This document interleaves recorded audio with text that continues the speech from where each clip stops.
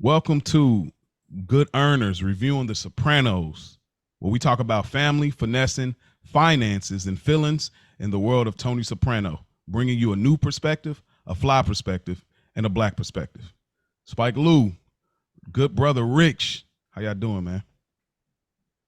What up, though? Always a pleasure to be here with y'all brothers talking about Sopranos, man. Like, this is man. Prime episodes that we getting into, man. I'm doing well.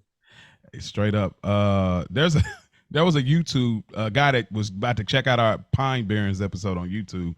He asked a question. I didn't respond, but if he's listening to this is your response. But he was like, I'm gonna listen to your podcast, but I'm wondering how you guys got 2.5 hours out of a 50-minute episode.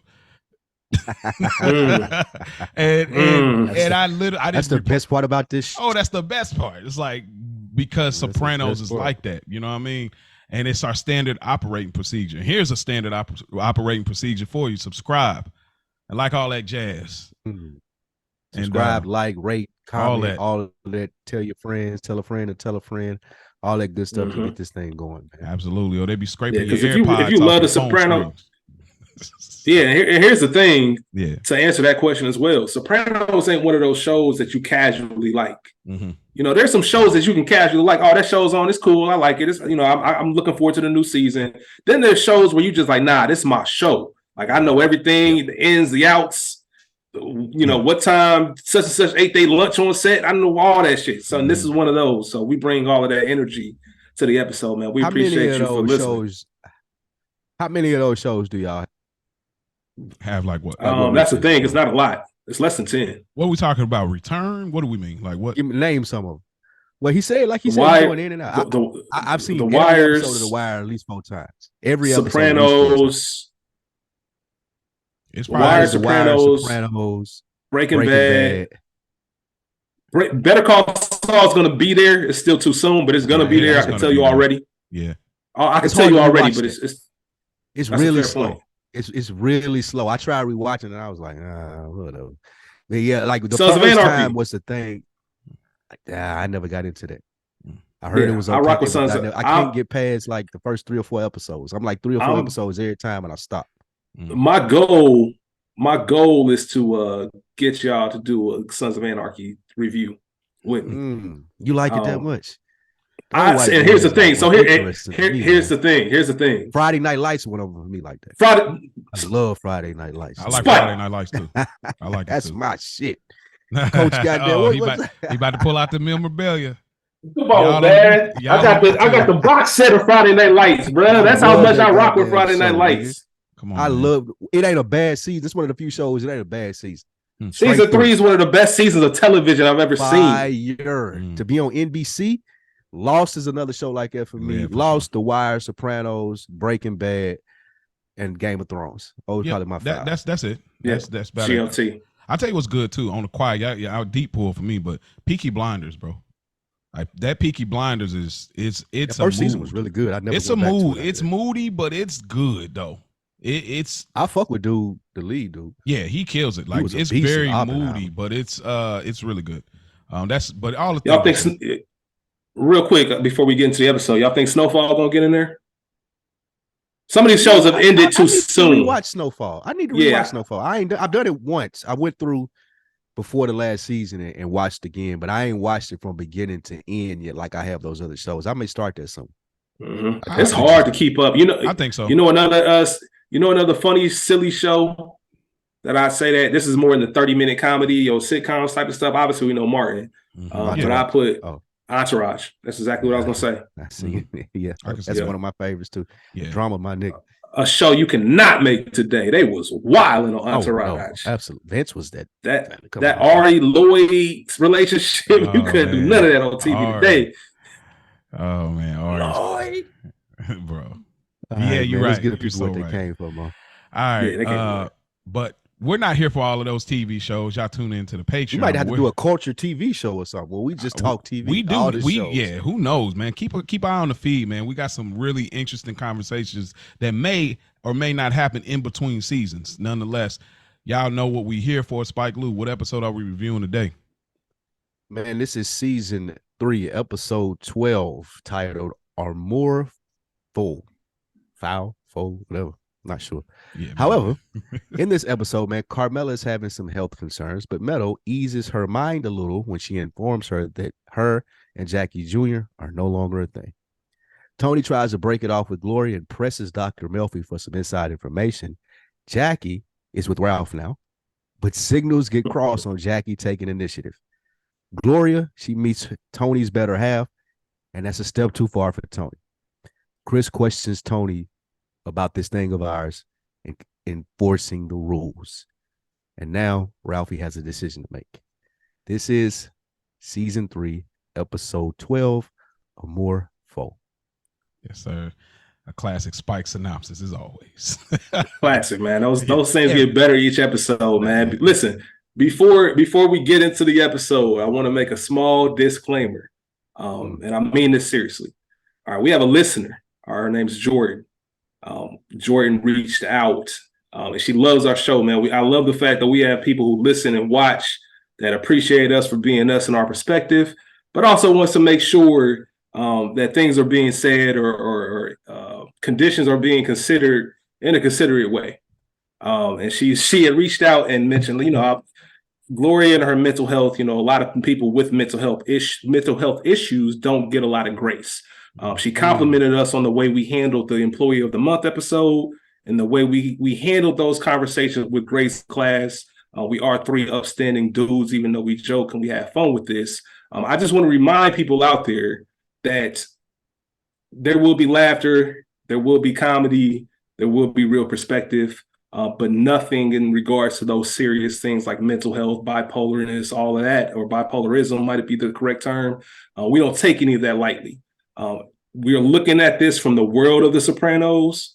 We're looking at this from what with Tony Soprano. Do I blame Tony for acting this way, based on the life that he lives, not our lives, but his life? So I always like to make sure, if you're just now tuning in, just to clarify, the perspective that we take. And like I said, these are conversations that happen on Another Week in the Books as well. Shout out to Mo and Spike for that podcast.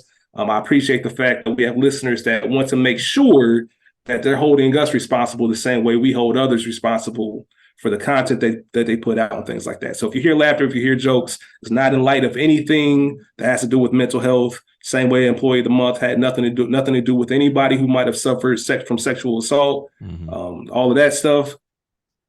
But we love The Sopranos, and there are some moments where you're just like, what the fuck is going on? So you might hear some laughter throughout the episode. Just want to say that, man. Tell love and light to all. That's great. That was very well said, brother. Yeah, I want to go ahead and apologize now for my Gloria takes for this episode. There, I want to go ahead and get that out of the way. And see, it be your own people. You see that? Man, I want her to go ahead. Jordan, I apologize right now. Yeah, 12 minutes in for my Gloria perspective in this episode. That's right. I thank you, Rich, for bringing it up, because it probably. I know I did like a little preface during the Employee of the Month episode, but it does need to be said that like our intent is very well. Like, we're not ignorant black men, as some would want to think that we are, about talking about a show like this, and some things that may rub people the wrong way. Understand it's all in humor. We believe in the good and the humanity of trying to make this world a better place. And we're just here to provide a little humor while enjoying one of the best shows of all time. So everything Rick said, man, that's wonderful. And I'm glad that, shouts out to Jordan and anybody that is like, just been reaching out. We appreciate it regardless. We try to handle things best way we can, but understand there's going to be humor. That's why I lead with in the world of Tony Soprano. Yeah, exactly. That's the key thing. Yes. Because if I'm in that world, I got to handle shit a certain way. Yeah, man, but we Dr. Melfi or no Dr. Melfi. Either it has me or it has no meaning. You know what I'm saying? But we get into our first scene. Carmela and Meadow, they're at looks like an art museum, and Carmela needs pads from Meadow, and we notice that Carmela is getting like really emotional. They're playing like this, opera style music, and she's looking at this painting, and she's looking at the baby and the mother, and she's really into this. Like, this is like the first step of like her emotional stage that she's going through at this moment. Meadows looking at her crazy this whole scene. What did y'all gather from this opening scene with them two? This was too much for me. It was way too heavy. I didn't know what was going on with Carmela. The main purpose of this scene for me was her to breaking the news about Jackie. I didn't take anything from the Carmela stuff. I don't know, no idea what was happening with her. Hopefully they'll explain it or they'll get more into it somewhere in the episode of the seasons. But yeah, the only thing that I noted about this scene was that the news to Carmela about Jackie that Carmela seemed pleased about. Hey man, listen. For those of y'all listening, watching, we don't share notes. We don't have any conversations before we record. Everything that's said is all news to us. But I swear there are moments where I feel like me and Spike share notes, because the first thing I had written down, all joking aside, the first thing I had written down was every time I watch this scene, I chuckle at my own ignorance because I have no idea what Carmela's going through. No, I don't know if it's I have no idea what this menopause, and that's how I don't even feel comfortable saying this stuff out because it's going to show how ignorant I am to some of these things that women go through. So much respect, but I knew it was something. I knew it was something of the woman nature that she was experiencing. It wasn't. She wasn't moved by the art. She got a little joke in on Tony about marrying a baby, but Jackie, the whole Jackie thing was the big news. She's so caught up, because normally Carmela's into it, but she's so caught up in what she's feeling. I'm learning more a little bit, man. I see his wheels spinning. He trying to decide what he want to say right here. Is that what I'm doing? Is that what I'm doing? I see it. I see it in your you said, stop watching me. Stop observing me. No, just Mo is trying to decide whether he want to take it there and make the observations that he had, or he want to stay where we were. You know what? I think the later emotional scene connects a little better. So this scene I wouldn't necessarily like. I was kind of with y'all. Like I don't get it per se, but I will say that I think there is a ideal of innocence that Carmela misses. That is just not there. I mean, I think it'll tie more into her confessional moment and stuff, but like the innocence of children, the innocence of her kids, at one point, the innocence of how the marriage was, how things were all together in this world for her somehow. But I mean, obviously it's tied to a little bit more than just that, but that's about it for me as far as that. The big Jackie bomb right there. Tony's in the garage. Yeah, Tony's in the garage. It looks like he just left a session from Melfi, or he's headed to one, but headed to it. Okay. And Gloria pops out.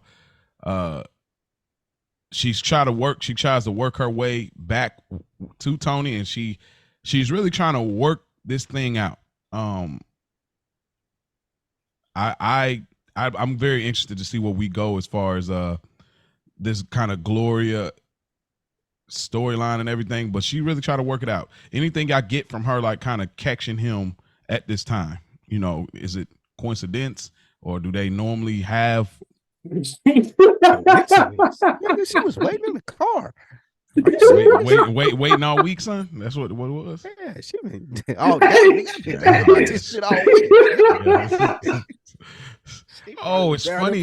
Days. Funny I seen you here. You're right, exactly. Nah, man.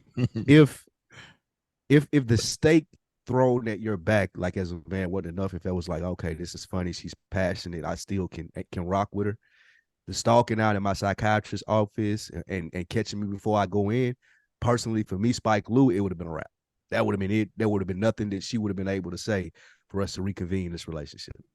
So that was just a glimpse into what Dr. Melfi said later in this episode, like, why are you attracted to such dangerous relationships? That would have been it for me. Like, it would have never got to the rest of the stuff that we're going to discuss in this episode. You was waiting for me at the appointment, and that seems small, it seems trivial, but nah, for me, that would have been enough. Anything you the thing with there you go. Yeah, no, absolutely. The thing with Gloria is her behavior is familiar to a lot of people. Bipolar or no bipolar, it's familiar to a lot of us. My fault. Y'all might hear some sirens in the background, man. Cincinnati get real sometimes. But Main streets of Cincinnati. Main streets of Cincinnati, man. But I think that's why it's hard to separate. And Tony sees that as well. Like, you're no different than an Irina or another Gumar that I've had, maybe in a different way, but wanting to me saying I'm ending it and you coming back. Irina put herself in the hospital to get Tony's attention. You know what I mean? And she's never been treated, as far as we know, for any kind of conditions. So I think that we see it as an audience and we know it's coming, but it's a clear example of her bipolarism / nah, I really fuck with you, Tony. Like, I don't want you to go nowhere. And she doesn't know how to balance things out. And one thing I really want to highlight is Tony is playing into it as well. You know what I'm saying? Don't say you're sure if you're not sure. Don't offer, don't hit her with the, you can't talk to me about your problems, because you're not there for that. You know you're not there for that. So don't try to play it like that. If you know y'all, I know you were there first, right? You was getting the fancy hotels. You was really into it. But now that she's on this other side, you creeping out of it. So you know good and damn well you don't want to hear anything if it involves, as Tony says, throwing a dinner at his head. This shit is, you showing me how this is gonna lead. Like, I'm done. Like, Tony, don't give her false hope, because as he walks away, she's smiling because she thinks, oh, I got this nigga back. Nah, bruh. In that shit, tell her to her face right there. I think Tony also too, and we'll go right into the Melfi session. But like Tony, I feel like in some kind of way he's still kind of flattered, because he still doesn't necessarily categorize her in the bag or the space she is mental health wise. He still looks at her as she got it together. You know what I mean? She just went to Morocco.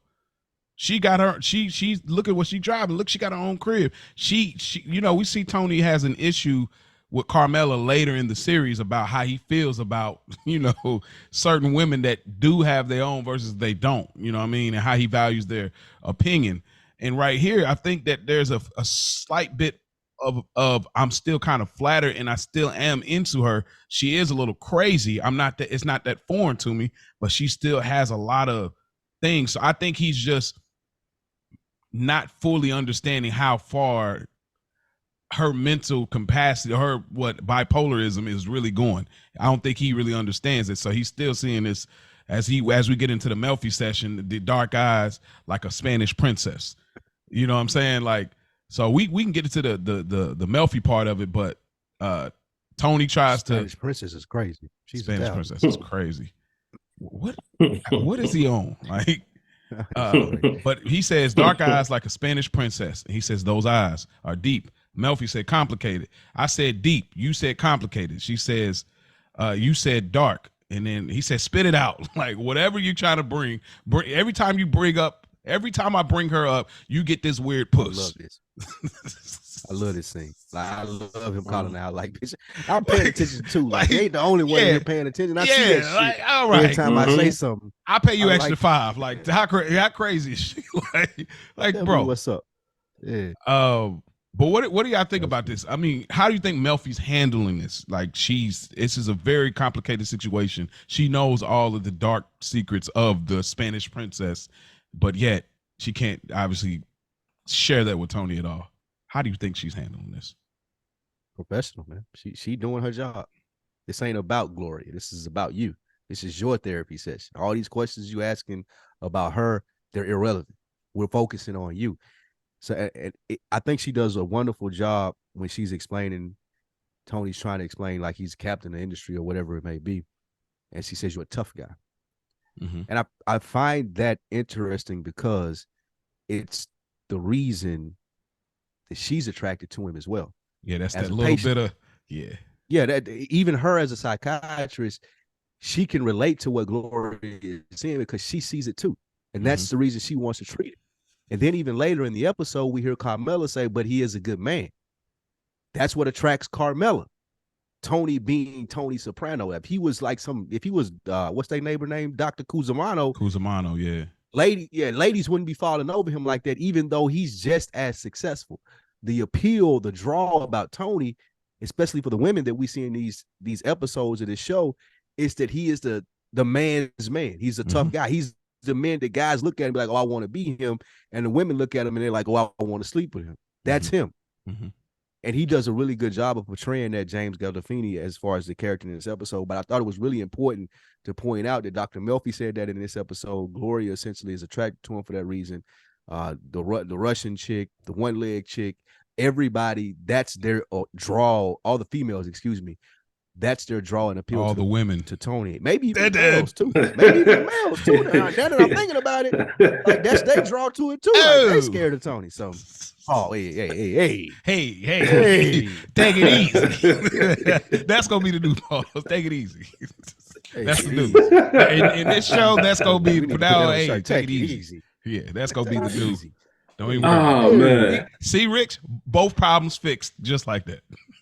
That's it. Yeah. I'm already weak thinking about that shit. Oh, that was well said, Spike. That was very well said. It's funny because it seems like lately Tony has been, I'm not going to say unsure of himself, but the things that he knows he shouldn't be doing, he's been looking for validation, and the things he's unsure of, he's been passing off. You know, we see him tell Paulie, you know, with the Russian, I'm gonna put this on you. You a captain. You know what to do. See it with Ralphie. That's why you a captain. You know what decision to make. He's painting things in a way where I'm out of it. And I wonder if it's because he has too many distractions, too many things going on around him to want to be held accountable for the deep shit that he's in. I don't know. It's just a thought that I had. And it's also just funny how he can't describe himself. Right. When Dr. Melfi asks, why do you think she's with you? He immediately deflected with so many crybabies running around. You know, I'm not that. And that has nothing to do with Tony. He can't say that he's a tough guy because he's not cut like that. He's not, it's in you. It's not, you know, it's in you, not on you. And I thought that was just very interesting. I thought that was very interesting about Tony's character trait. But everything Spike said was really the main point.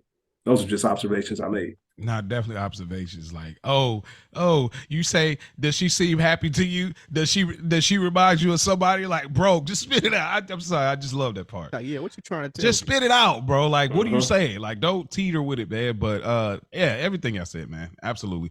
I like that line. Melfi says that, you know, outside of all those other things, he was walking out, but she's like, you're a pretty conventional man. And we think about Melfi's husband. I can't remember his name. Let's just call him Mr. Melfi. I don't know. Was it Robert? Rich. I can't remember. Lame nigga. Okay, let's go with that for 200. Mr. Melfi is nuts. Mr. Melfi. he's the first husband. That's an opposite. That's completely opposite of Tony Soprano. So yeah, exactly the point that you were going to describes it in Mr. Melfi. Yes, he's Mr. Melfi. So it speaks to that because we see. Yeah, because it speaks to what we talked about, Employee of the Month, how he couldn't get that kind of man's man reaction out. So I think that it ties into what you were saying as well, Spike, as far as like that's what attracts people to him because he's a soldier. You know what I mean? He has that general. He's regal in that way, even though he's complicated, but it's tough guy. You know what I mean? And sometimes there are places like that. I mean, that's why I love Tony so much, even though we know how flawed and evil and psychotic he is and all the things that we know when we get through the whole series. That's why I connect with him so much because in a way I was like, man, I wish I was a tough guy like that. You know what I'm saying? I wish I handled certain things like that, not the murderous stuff, but like just like, nah, we ain't going, and this is what's going down. You know what I mean? Like, yeah, like when Johnny Sack was at the dinner table, and he was just like, yeah, but that's your call. Yeah, that's right. It is my call. Like, just like no unapologetically going hard on you like that. You know what I'm saying? So that's one of the things I feel like love about Tony. Yes, but we can't act like that in real life. To speak to you wanting to be the tough guy, that's not a conducive behavior of a real life kid. Like, well, that's right. Okay, a tough guy with we can't be Tony Soprano in real life. No, you say I'm not taking all the traits. You act like I'm taking everything. Yeah. Tony's like going crazy, having affairs, and I'm just talking about one little. But that's a great point. That's the complexity that comes with it, though. In order to be perceived as that guy, then all of the other stuff, like you're saying, that you wouldn't do, you got to do that stuff too. That's the complexity of Tony Soprano. It's all inclusive. Like, you're not going to be that tough guy if you can exclude the small stuff that ain't an attractive characteristic of yourself. You're right. So great way to put it. Ralph, Dino, and Jackie Jr. They bring Ralph. You know Dino's not. Yeah, Dino. I had high hopes for Dino, but anyway, Dino wasn't as he wasn't. We'll get to it. Was he bad as what's my man's name? Was he as bad as? No.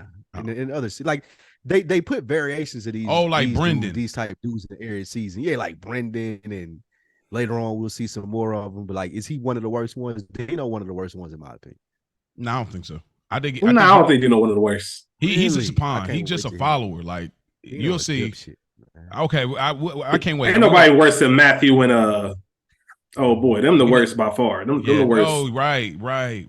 We always Matthew Bevilacqua and I can't even remember the old dude's name. We never remember. I can't remember old dude's name because Sean. Yeah, because that's Sean, Matthew and Sean. Whatever. Yeah, whatever the Cologino.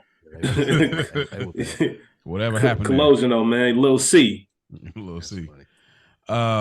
But they bring Ralph $350 and they ask him, can he protect him? And it's like, nah, you gonna need a little bit more than that.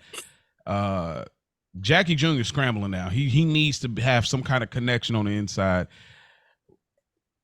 What is Ralphie hoping to get from this? Because I don't think he cares that much, but why is he even entertaining this? That has always been like something to me. You know what I mean? Like, he knocking off his mom's.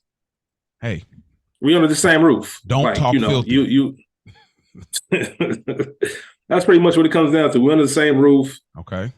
If I can add another, soldier to the mix, especially someone with some good stock in the name, I might as well be Jackie. I'm not married to him. I'm not committed to it. Like I can easily just be like, you know what? Like I ain't about to do this. I ain't getting involved. This whole scene was hilarious to me because it shows you how in over his head he is. Like the fact that you think 350 is going to buy you something. It was funny even watching Ralphie count that money. Like this is nothing. Like this isn't even worth me sitting down with y'all. 350 is literally not shit. Like you know what I mean? This is pocket change. Yeah. So the fact that y'all coming in and you expecting for me to watch it back, like nah, that's not how this goes down. Another week in the books. One thing I learned about Spike was that when he moved to Atlanta, I think one of your first jobs was Target. Mm-hmm. Yep. Because that was just one of those jobs you just had to get, right? Had to have just to be. You just had to get it, all right. But you knew that. Spike knew that. Like, this is just, I need a job, I need some income. This ain't the end goal. Like, I'm just here to get these checks until I get to my next step. Seeing Jackie with Ralph is the equivalent of that to me. Like, you have so many other options. Like, you went to the job, like you said, Mo, he's scrambling. You got to do something. You got to find somebody. That's Target for him. Ralphie's Target. He's trying to make it a career. That's not it. You get that to get your feet in the door, then you go holler at Chris. You still Jackie Aprile. Okay, Tony beefing with me, that's cool. I'm going to need one of y'all to tell me you're not fucking with Jackie Aprile Jr. in light of Tony. And maybe they do tell him that. But the fact that you hitching your wagon to Ralphie just lets me know you are not built for this life. I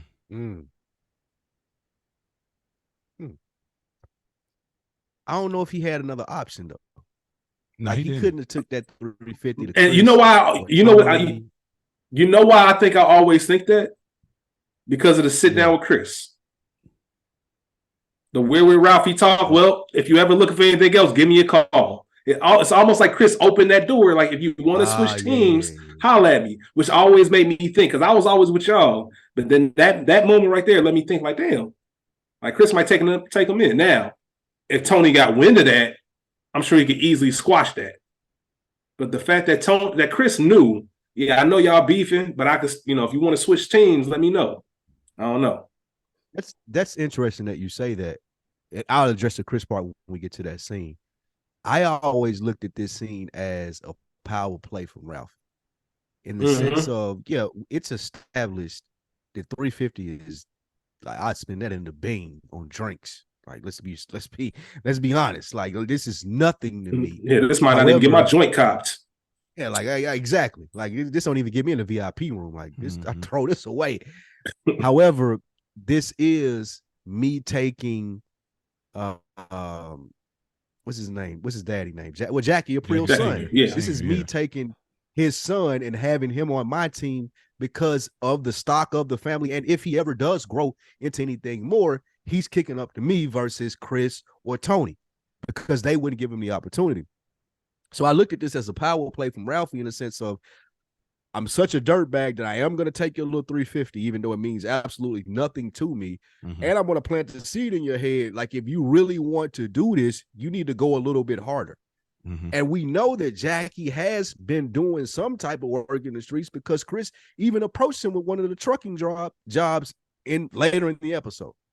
So I think we are to understand as viewers of the show that Jackie, he ain't up there. He ain't really making no noise. However, he's doing enough for people to notice that he's trying to get in. And I think Ralphie in this scene is like, okay, I see you trying to get in. I ain't gonna be like Tony and be a snob and tell you this ain't the life for you. I'm gonna see how hard you're gonna go. If you can bring me 1,000 versus 300, then I'll really take you serious. But right now, I'll take you serious. Like you said, Rich, I just happen to be fucking your moms, so I'm going to give you a little bit more credit than I would another dirtbag that brought me 350, and because of your last name. But I did look at this as a power play from Ralphie. Like, if this does play out, this kind of gives me an edge if I want to make a move. Mm-hmm. Yeah. I think it's also a detail that's may not necessarily been highlight a lot. Is like we get the small snippet of the Jackie Jr. side of the Ghetto breakup. You know what I'm saying? Where he's like, man, basically like, forget Meadow, like, and forget Tony. Like he playing a whole different tone. And then Ralph has a funny line. He says, "Oh, so Tony, so he should break the dean's legs because you're too lazy to read a book." Like, Tony could have made some calls, right? Like it's crazy. It's like I really almost have to bring in question, like, is Jackie Jr. like, is something missing there, bro? Like mentally, like, are you like kind of slow? Like, you know what I mean? Because it's like we get more stories and stuff. It's like we got all those we got flashbacks. It's like something's not clicking. And I mean, I guess we all know somebody like this where it's like, bro, they just don't get it, bro. They just always doing something that don't make no sense. But I us, we like conclusions. So it's hard when you just left out there in the gray and have no conclusion on why are you like, where's your logic? You're going hard about something that, again, I'll get more into it when we finally get the real Jackie Jr., you know what I mean? Where you're starting to say, okay, this is really who he is. But we go over to Tony and Gloria. They're having a little nightcap. He's smoking a cigar. She just get off the phone. Gloria has this family issue with her sister's husband because of using Christmas terminology. They wanted her to say the C word, and that became an issue. And so I guess they had a little spat, her and her sister, about it, but her sister's husband, her brother-in-law, I guess, is like a crackhead or something like that. Tony's kind of like listening, but he seemed like he's not. He's trying to, hey, wrap this up. You know what I mean? Like, what did y'all think about this kind of re-entry of their relationship at this moment? Like I said earlier, man, you stop acting like you give a fuck when you don't give a fuck. Okay. Stop doing that, because you sitting there now. The fact that you let her back in, now she knows. Like, it's hard to. Once you end it, you got to end it. You got to stand on that. Stand on business, as the kids say. Mm-hmm. Because once you let him in, I can't take you serious no more. Mm. You know? Yeah. You keep pushing the line because I've been forgiven before. I'm just going to find a new way to apologize, and they're going to take me back. Mm. So now that Tony's led that on, she's talking about some shit that Tony don't care about. He's talking about everything under the sun, not giving any kind of real feedback or advice, just kind of letting her get her thing off. Tony should have read the signs early on. And she says another comment, like, maybe I'll get lucky when the way these trucks go by. I'll be plastered in front of the grill. Like, yo, like, chill. Like, what's going on? That's why you have to have a certain level of care. Tony doesn't care enough to really sit her down. Like, yo, like, I'm concerned about you. You saying all this stuff. I want you to be around here for as long as you can. Like, all right, man, if it happens, it happens. Obviously, Tony doesn't want it. Don't talk like that, as you always like to say, mm-hmm. and honor Olivia. But when it really comes down to it, is Tony is a danger to Gloria for the simple fact he doesn't genuinely care about her. Mm-hmm. And with her condition and what she got going on, we don't see it yet, but we starting to see part of it. Mm. Wow. Yeah. I'm here to knock your guts in and go back to my family. I don't give a fuck about you getting fired from the Globe. I don't give a fuck about having a nephew named Seamus. Seamus is wild. I don't give a fuck about what Seamus talking about. I don't care about none of that. Take it easy. I came here. That's definitely take it easy moment, right? This is just as scary as popping up at the psychiatrist's office. Like, bro, you shared it with me, and absolutely, bro. When a side chick starts sharing these type stories, oh, this is what happened at work today. Like, I'm not listen. Like Rich said, bro, this is not what we here for, bro. Nope. Like, nah, like we're not even doing this at all. I don't even want you feeling comfortable enough where you feel like, in the middle of the day, I might need to call you at one of my problems. Like, nah, relax.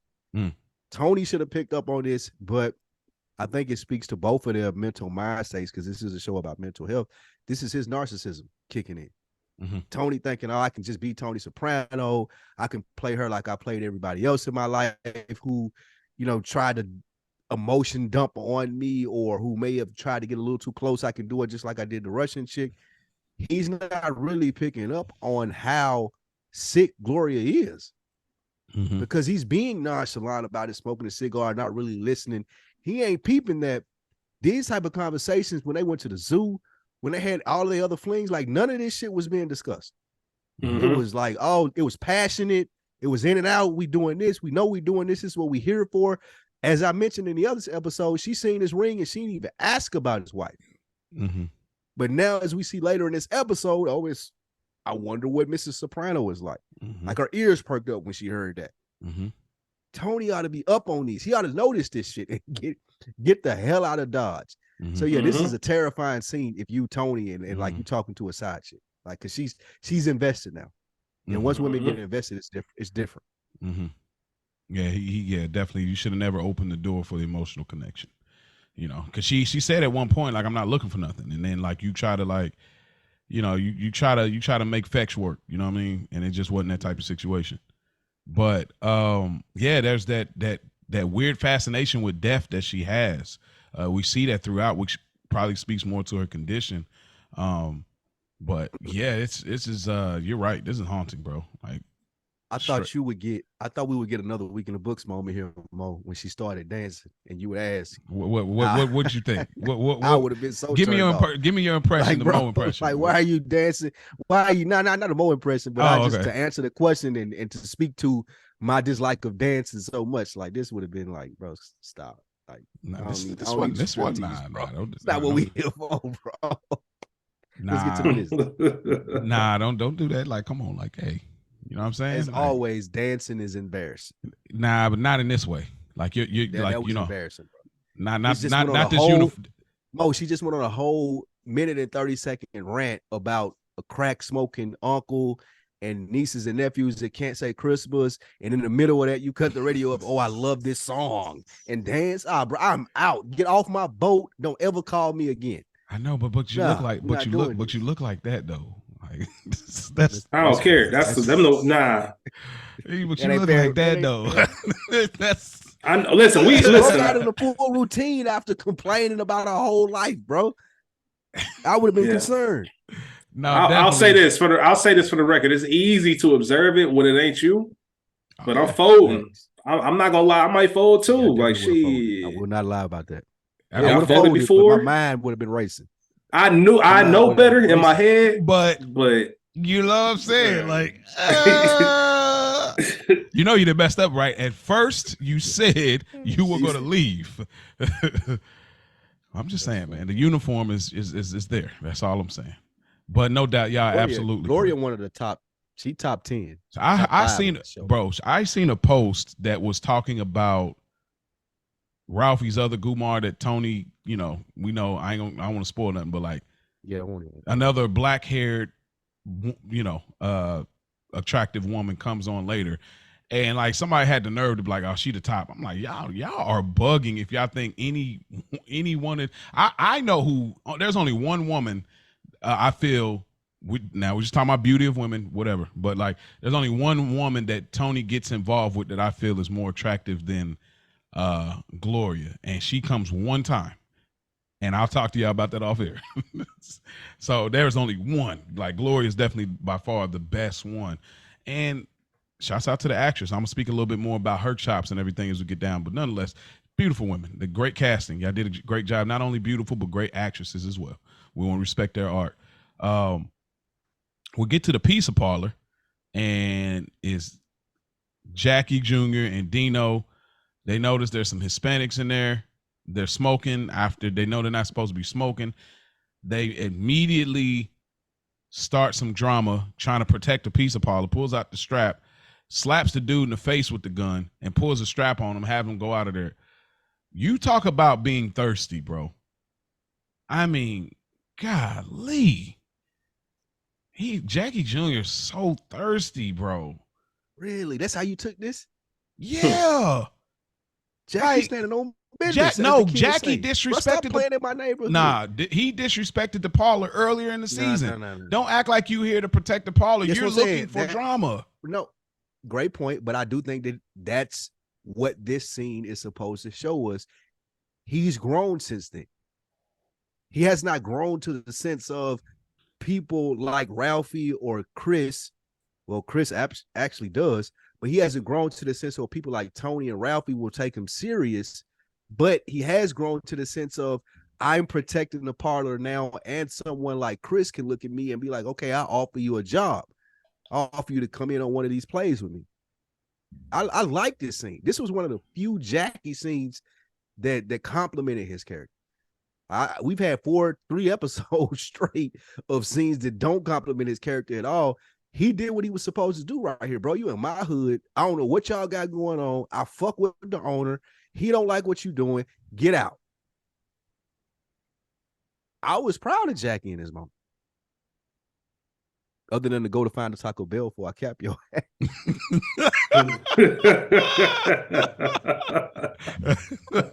Oh, you know the racism was going to be a staple. It's going to be one in every episode. Every episode.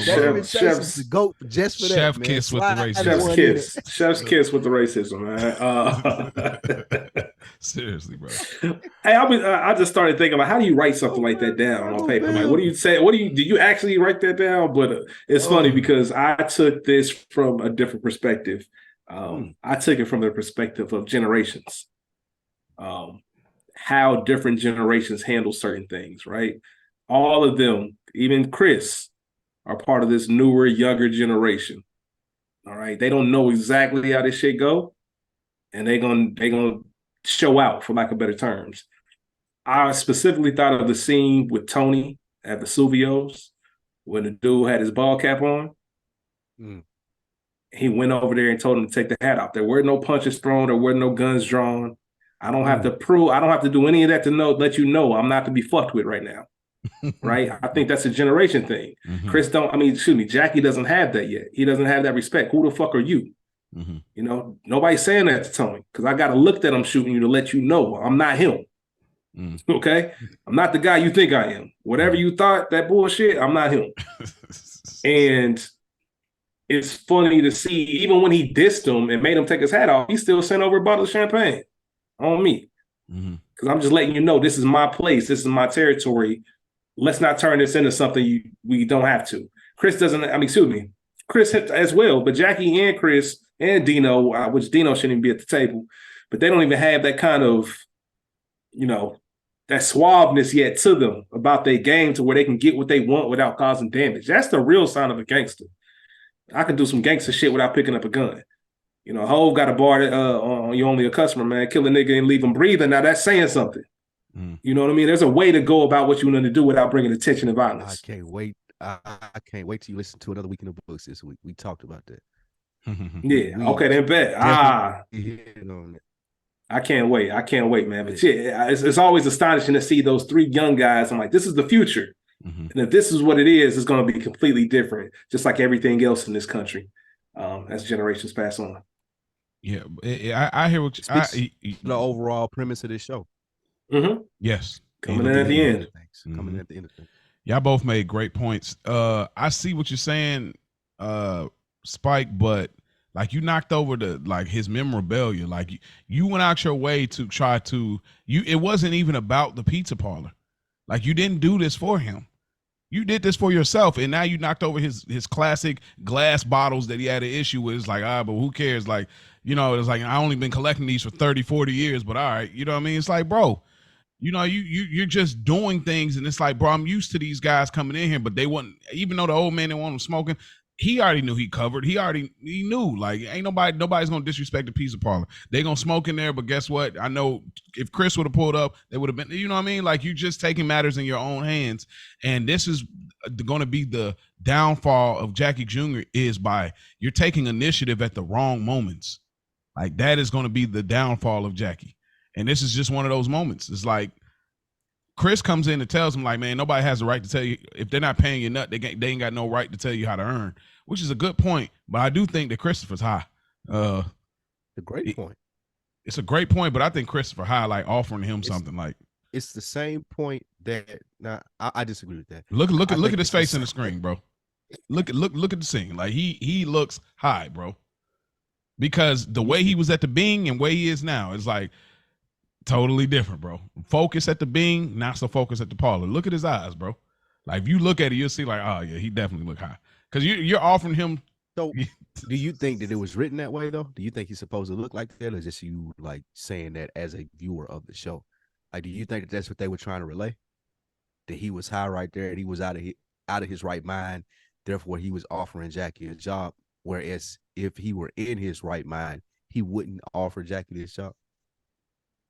Yeah, I think so. Because this is that's what you're saying. Okay. Well, because this is not a sit down. I disagree with that. This is not a sit down. I know it's not a sit down, but I do think that Christopher is close enough to this generation where he understands what Jackie is trying to do. We seen Chris in Jackie's shoes damn near in early season 1, maybe season 2, something. So he Robin Jr.'s trucks. Right. So what he's trying to do is offer him an olive branch, just like it was a power play for Ralphie. If Chris can be like, oh, okay, I got Jackie April's son and my crew kicking up to me, and I'm teaching him the ropes. This is similar to Tony having Dickie Montesanti's son, Chris, and his crew kicking up to him, his nephew. So I think that's the approach that Christopher is taking.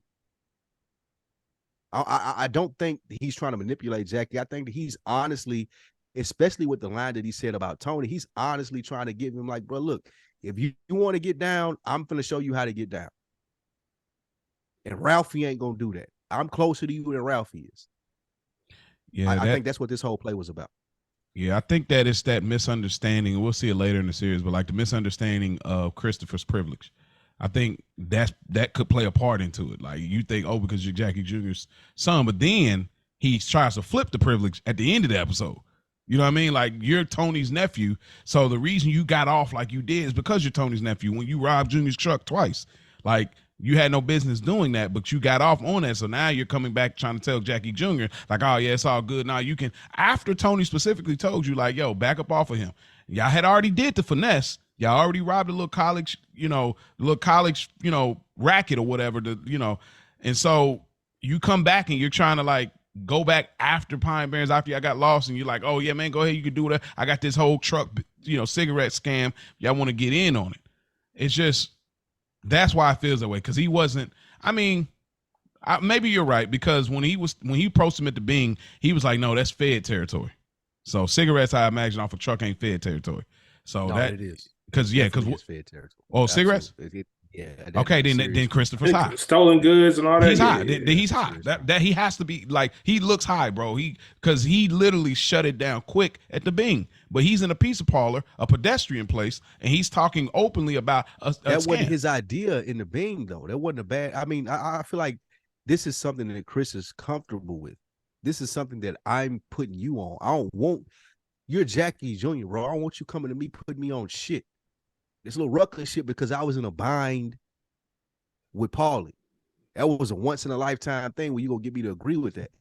This is, all right, I see what you're trying to do, Jackie. I'm gonna offer you an olive branch to get into this shit and get down like we get down.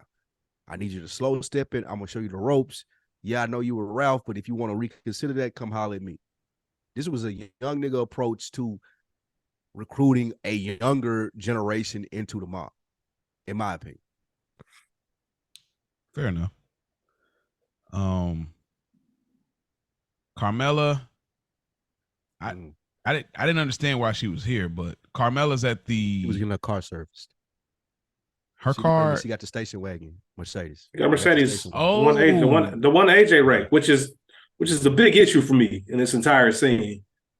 Go for it, then. In regards to Tony, bro, you know that Gloria works at a Mercedes dealership.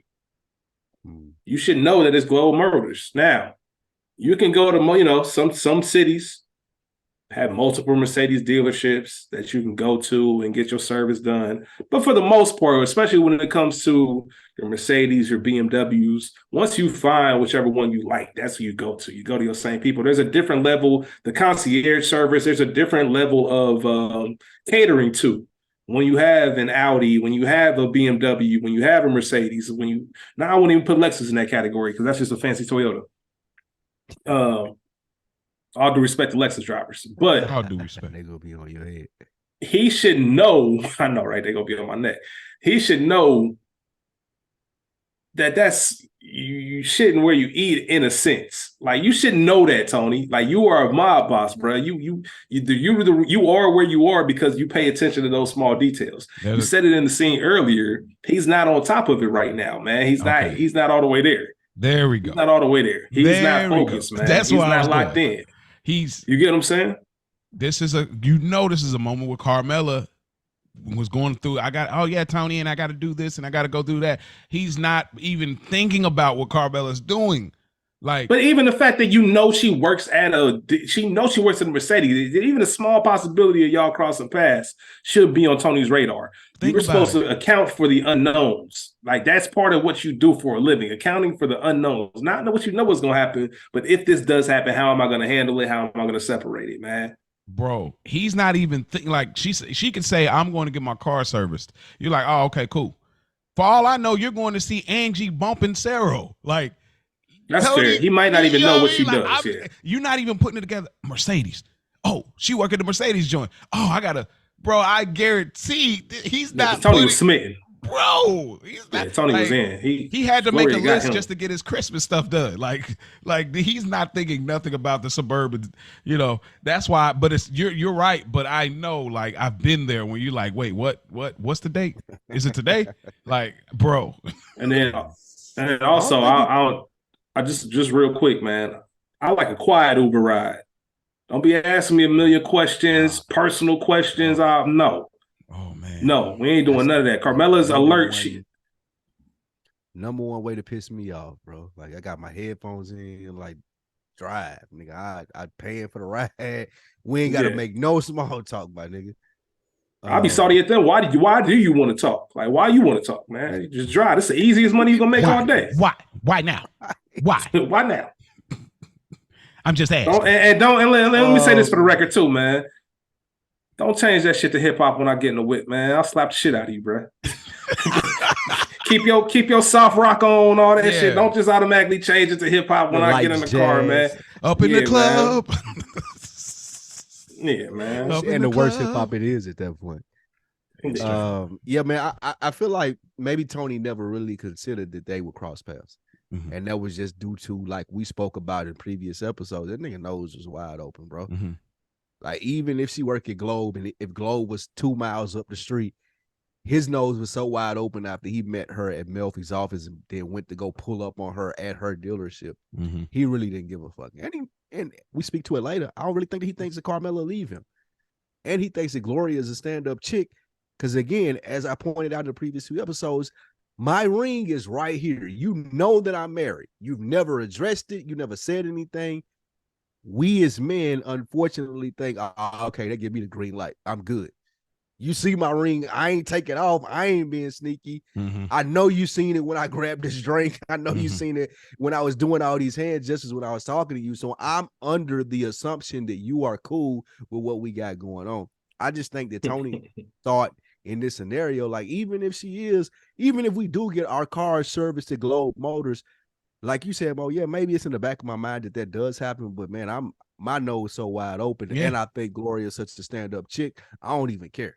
Yeah, you're right. Gloria driving 110 miles per hour in the winter in New Jersey. Wow, in a residential neighborhood, and asking about, like, her daughter, I asked about their daughter, and it's just like, oh man, at least your daughter doesn't have to latch on to a man for success. Yo, like, bro, the shade was crazy right here. You know, but again, she's still jealous. She's still, that's the craziest thing. Like, this is a magic, you know, I wish this is, I don't know if any writers who was involved in this and directors, but I wish there was more to this. Like, I feel like this scene, I like this was just enough for me. For me, it wasn't, because I wish there was a little bit more teetering. Nothing like this happens again in the whole thing, in the whole series. And I wish this is like a magical moment where it's like, oh my gosh, like, but it don't quite curl over for me. Like, I wish it would have been something a little bit more magical about it. The optics of it is magical, but the scene itself is just, it's just okay. Like, I wish it was really, yeah, like, this is huge. This is Tony's, he's having an affair with this woman and his wife are in the same car. I need something more. I don't know how this is it though. Nah. I think they played it just right. Because, bro, you're looking at this scene and you're like, oh, this, us as men. I want to be very clear. Us as men are looking at this scene like, oh, this bitch is crazy. Like, she's insane. Without even giving us psycho behavior per se, like not giving us anything where the rest of society outside of men would be like, oh, she is wilding. Like, women would look at this and understand this. But us as men, we look at this like, oh, no. Wait a minute.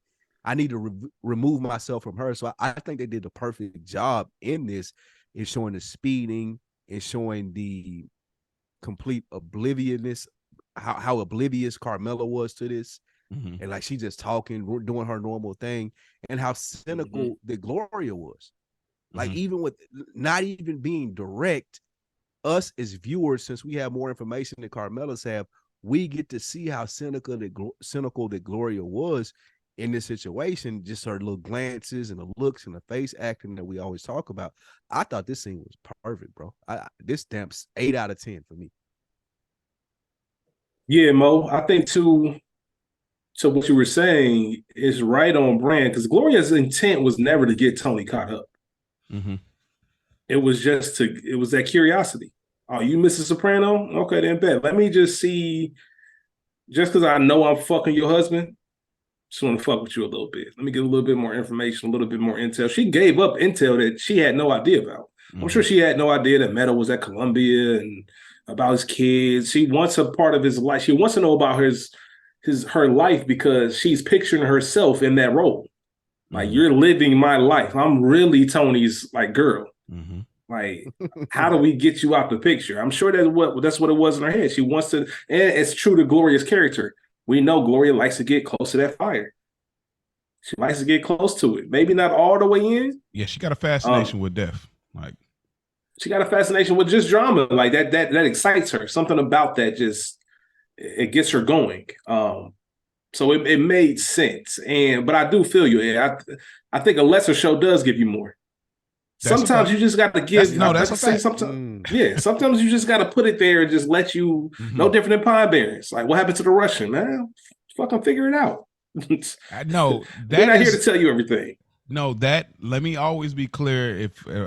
If we got any people that were involved with the Sopranos and they just happen to say, "Hey, yo, there's black people reviewing the Sopranos," this is what makes the show legendary. Is the unanswered questions. That's one of the big things about it. So no doubt it's necessary. However, and even what y'all saying is perfect, because the optic is strictly about Gloria. It's about Gloria. It ain't about this interaction. This is really not even about Carmela at all. It's more so the mental state Gloria's in. So y'all absolutely right. Me just as a fan, and like how when you look on paper and say that like Carmela meeting Tony's Gumar, like, this is crazy. Yeah, you know, it's like, it's the only time that it happens in the series, right? Well, there's another one, but it was like you met with the one leg. Yeah, I mean, yeah, you know, I spoiled that, but this is only double down, like, but yeah, it's just, this is such an interesting thing that I wish there was just one more seed that would have had Carmela kind of like, and then like just left it there, like some kind of tidbit, like I'm sleeping with your husband, something like that, just leaves a little jab kind of. But it is what it is. Nonetheless, it's still a great scene. But why would she do that? But why do you think she would do that? Why do I think she would do that? Gloria getting everything that she's wanting right now from because she has a fast. I think she tells Carmela that she may lose everything that she's looking for. I just think that because she got it back. Yeah, but her state of mind is not that smooth in her thinking. I just think that it's like you have a fascination with the dramatic of doing things, like y'all having sex at the zoo, like the thrill. This is a thrill for her, just driving fast. Because I almost feel like her driving fast is just like, I got a thrill. Like, I could really end her right now. I can end it for both of us. Like, I think that's Gloria's mindset. I'm driving all the way fast, all the way up the driveway. I have a fascination with this. Like, she grabbed Tony Gunn. Like, I can end it all right now. You know what I mean? So I just, that's it. I think that she just has this flair for a dramatic. You know what I mean? But nonetheless, great scene. We get Ralph, Dino, Jackie Jr. They're eating spaghetti. They're having a conversation about Christopher Moltisanti and talk about like he don't even care. He disrespect Tony. You know what I'm saying? They are really joint copping at this point. Damn. Definitely joint copping. Like, bro, you was talking. Remember how you was talking about Chris in the pizza parlor in the earlier the season? Like, because when he got his button and everything. Show how influential, like how influenced they are, like how easily influenced they are. Yeah, it's true.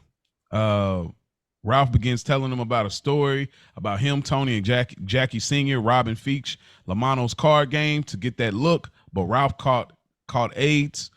No, I mean he caught the clap. Oh, whoa, wait, whoa, jeez,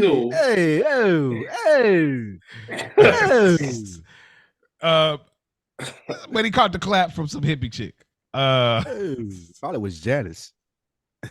Yo,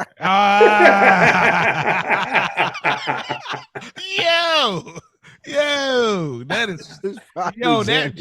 fits the bill, boy. That fits the bill. Oh, definitely. That's crazy. I promise you, there's probably nobody on Reddit right now that has ever came up with that, because they've been knowing each other since they were that young. Thanks, bro. He was in a crew with her brother. Like, Ralph definitely smashed Janice before they took that little. Yeah, before we get further into the season, Ralph definitely smashed. This must be when Richie went away. Maybe when Richie went away, then that's when he had his moment with her or whatever. This hot take, y'all. We know it's not obviously true, but like that is great. Did y'all look up the name of the episode? Yeah. Oh, I meant to say it. Melfi said it in. She said it in the early scene, but it's Amour. It's like, what is it? Obsessive consuming passion. Fire. Obsessive passion. Melfi. The reason that I asked, I think in this scene, it comes out. Crazy love. Like we're starting to grasp Jackie's obsessive passion for wanting to be a part of this thing. Mm-hmm. We're starting to grasp that Ralph is manipulating him, giving these different stories, telling these different things, glorifying the life. Excuse me, per se.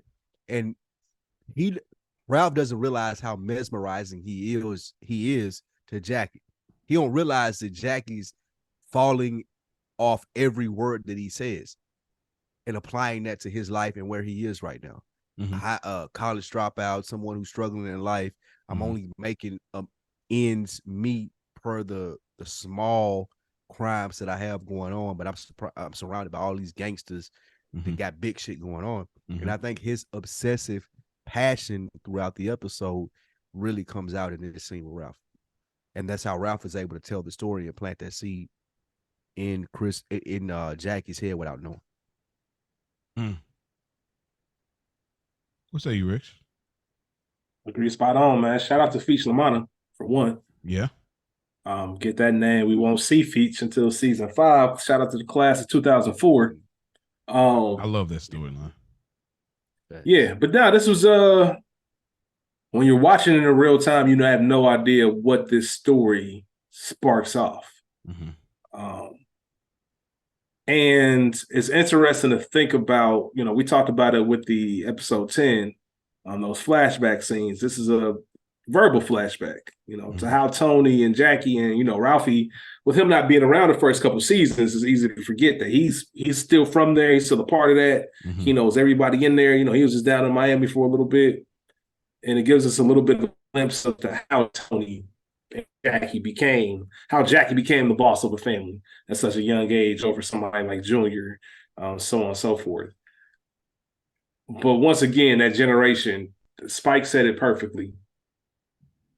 I want to be a part of this thing so bad that I'm willing to take. You can't do what they did because that was a different time. Mm-hmm. This is a different era now. Like it's starting to rear its head over and over through. Like you can't play by those same rules because this ain't that same game. And we just see it play out over the episode. But yeah. Spike, what you said as far as the passion that he has, as far as wanting to be a part of this thing. It's a fucking crazy idea, y'all. Like, it's a nutty idea. Like, what the fuck are you talking about? Like, we do what? Rob who? Mm-hmm. Like, and he thought shit was sweet, and we'll talk about it as we get further, but that shouldn't have even been considered. Like, bust your chops, do what Chris did. Like, you ain't got enough juice to be doing shit like that. You got nowhere near the circle of niggas that you need to do that to pull it out. You're not protected at all. The logistics don't match. The infrastructure. I promise you're not gonna pull this off, bro. Yeah. You have no protection. Yeah, you think this shit a game? You think this shit sweet? Yeah. You know what I thought was really interesting? We know Ralph is most of these guys are terrible people, but what was really interesting to me is like Ralph still found a way to make his bones because he wasn't there that night. He kept it a being. Like I didn't even make it that night. I got a STI. So I got caught slipping. But he still found a way. Huh? Ralph a hustler. That's what I'm saying. Like, so you didn't get that look like that. So he probably wouldn't. I don't know if the books were open at the same time for Tony and Jackie Sr. as it was for Ralph. I don't know how far that put him from them as far as like that clout, that reach to get them on the radar with the mob. But Ralph still found a way because he capo now. You know what I'm saying? So it's like, I thought that was an interesting detail that I kind of gathered. I'm like, Ralph still ended up here. We know how Jackie feels about him. He feels a certain kind of way about what team Ralphie's playing for. But nonetheless, Ralphie get to it, man. If there was ever a perfect pitch for a Sopranos prequel, the Ralph, Tony, and Jackie trying to build their crew, getting disrespected, robbing trucks, and doing everything they need to do to get to where Tony Soprano is now. Sign me up day one. I would love to see that. A young Ralph, Tony, and Jackie building themselves up and trying to get to where they need to be in the mob. Like, yes, I want to see that. Bro, give me a Raising Kanan style. But in the Soprano, everything Ralph said, like straight out of high school, like they're still kind of good. 2 seasons, limited series, absolutely. Give me that. 10 episodes, 20. Give me a Better Call Saul version, absolutely. Like facts, like you was nothing. It's there. It's so. If you want to do it, it's there. The young Tony Soprano, Ralph, since we know he's such a prominent character, and even Jack, Tony B, he's a prominent character. He wasn't even in here a lot, right? Tony B, like that would be a fire 20 episode mini. Yeah, that is so there, bro. It's so there. Please, y'all. Like we would love it. Like, but don't give us like the signatures, like like Many Saints of Newark. Don't give us these signature things. These no shit. Like you know, like how they kind of like with the Silvio thing. You know, like you remember like how they played it up. Like anyway. We'll do something for that later. But did you know, real quick, since you mentioned Silvio, did you know the lady that plays his wife in the series, that's his wife in real life? I found that out a little bit ago. I thought that was fire to me. I'm like, the chemistry was his wife in real life. That's fire, bro. I almost wish I love that though. I wish you almost had some more scenes, low-key. Yeah. But yeah, just to end the scene, Ralph tells her, "Hey, don't forget to rinse the plate off before you put them in the dishwasher." I'm like, bro, how dumb is this kid? Like, that's clear as day. You're gonna leave the noodles and meatballs and pasta sauce on the plate and put it. You dumb, man. He dumb. Like, period. But anyways, we get Carmela watching TV. And she just kind of gets emotional again. She sees some kids swinging, and it's a pet, and it's a little commercial, whatever. That ain't nothing to stop and harp on. We get Tony and Gloria. They're outside. They're having a little playful moment. He's kissing on her and everything. And Gloria notices that she has a flat, but it's on the side instead of where the tread is. They go back and forth, and he says it would have been Irina, because he said it wouldn't have been Irina because I slapped the piss out of her. Oh, you did? Mm-hmm. It turned her on. It seemed like, bro, it did. Like her whole, she was playing the whole like, oh yeah. To quote Mo, the drip is happening. The what? The drip is happening. To quote you, the drip is happening. Yeah, it's an effect. Did she stab her tires? I don't think so. I don't see how. Like, hold on. You mean did Gloria stab her own tires? Yeah. It's conceivable. It's possible. Before they went out. Possible. And by the time they got back, it looked like that. Because it doesn't. When somebody stabs a side, there's like a passion or it's intent. Yeah. I also don't. Tires, definitely they meant to do that. Yeah, because I don't know how anybody would have known where Gloria lives that Tony would, used to mess with. We haven't seen enough of Irina to make her think that she's even attached to Tony like that, to the point where she'd be doing that, Maybe it was kids, as Tony said, but it seemed like there was some gaslighting going on to make Tony feel guilty for it. And Tony was genuinely confused, like, hold on. Just because I had a past experience with this doesn't mean it happened, but that's the first thing I'm gonna think about. Like, I honestly, but I don't think it was anybody. It had to be Gloria or a stranger, but why would a stranger do it? It's definitely. I never considered it until you asked that, Mo. Did Gloria do it before they left? Yeah, I never considered it. I always thought maybe it was random kids, as they said, or maybe even it was what's her name? Irina.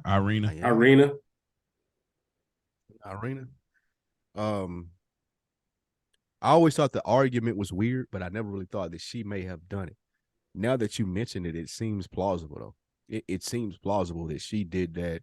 She wanted to have this conversation. That's the type of time that she's on. And the whole episode builds up to like how crazy that she is. Apologies to Rich Homegirl about like not being sensitive about bipolar stuff, but it just seems that this whole episode is building towards, now that you mentioned that, that's the thing that makes the most sense. That she did that. That she wanted to have this argument. Yeah. She's looking for that passion. She's attracted to that flame in that sense. Yeah. I mean, because you think about it, she's baiting him into these other versions of connection. She just took his wife home the other day, or maybe it's the same day, I'm not sure. So it's like, I'm baiting you into, I can get you to argue with me. Like, because man, what do you think, I'm some whore? You gonna come over here and just have sex with me? No, you're not gonna just come over and have sex with me. You're gonna eat dinner with me. You're gonna argue with me. You're gonna get my tires replaced. I'm creating an idea in my head of us being together after the fact that I dropped your wife off. I've seen the ring she has, the kids. I heard about the kids, and I seen in the crib. So I'm desperately yearning for a version of that here, and I need to create this kind of fake husband-wife argument. You know what I'm saying? So that is the way I've always processed. I never really thought Irina, because how Irina, when she called the boat, she immediately said, this is Miss Washington. So I'm like, oh, she was holding it down. So I never thought of it like that with like Irina and the kids thing. Is like kind of a reach to me. This neighborhood don't seem like that, especially just stabbing it just because she's, a businesswoman and she's beautiful and she seemed like she stayed out the way. So I definitely seem like you're just baiting Tony in to have some version of a relationship with him. I didn't share it with you, my family stuff. I didn't create an argument, like all of this. She's creating this whole thing in her head. I didn't bought you a gift, so yeah, man, it's all there, but it definitely speaks to her, bipolarism. The only small thing I'll add to that, I still put a little on Tony, man, because you immediately offered to have some new tires brought up. You can have some in an hour. Bro, stop doing that shit. Stop doing that shit, man. You were not here for none of that. It's the mother thing. You are not here for any of that, man. All right, damn. I'm sorry, your tires got slashed. I don't know who the fuck did that. Damn. All right, well, that's crazy. you work at a dealership. If you need something, let me know. If you need a ride up there, if you need a ride up there, something, I got you. I'm not about to offer to pay you to have some new tires delivered. Like hell, nah. Yeah. I'm Tony Soprano. I ain't man. even bringing up my ex, and that happened before. None of that. Yeah, Like, like bro, the only thing, like the social media trend, what niggas say that don't give a fuck, like that's crazy. That's all she would have got out of me. That's crazy. that shit crazy, bro. Damn. I thought your neighborhood was nicer than that. Though. I hit you up tomorrow, though. Oh, Yeah, I hit you up tomorrow, though. Man, I'm gonna go home to my wife and my kids. Man, what you gonna do? Like, what you send one of the guys. If you need a ride, I'll send one of the guys over to, you know what I mean, take you to wherever you need to go. That's funny, bro. My homeboy got a body shop. He might can get you some deals or something, man. But yeah, that's crazy. Yeah, but I gotta go though. Let me know if you need something. Yeah, let me know. Like, you have a good night. Matter of fact, I'll call you. I'll call you. Be cool. It was a great night, right? Right. He don't even. And it's funny because that was a transition right after Carmela just on the couch. You see Carmela at home crying, even though she's going through her things, and to Tony having a blast of his time with his side chick, and now you dealing with that, man. Go home, bro. Find some peace. I can't wait till we get to like one of the ending scene with Carm and Tony, because it just hits home perfectly. But we'll get there. Jackie and Dino, they begin the plot. They're talking about the heist, and Dino saying that Ralph is a part of that, and Jackie thinks he's secretly a fancy boy. Dino is asking the right questions here. Dino's asking all the right questions. He's asking all the right questions. This is why I don't. He's still dumb for going through it, but he's asking the right questions. Like, he wasn't like. This is why he's not like Brendan Falone. Like, because Brendan Falone did not care. I don't care. Like, dude, we're gonna do it anyway. Come on, forget Tony Soprano. That's a quote. Like, nah, he ain't. He's asking the right questions. Yeah, but can he sell it though? Like Junior said, you asking the right questions, but you can't sell it. Like, you're best friends with the person who has one of the most established names in the mob, and you're listening to this harebrained idea from him, and you have aspirations to be in the mob. You're listening to this harebrained idea, and you're not able to sell. Bro, I don't think we should do this.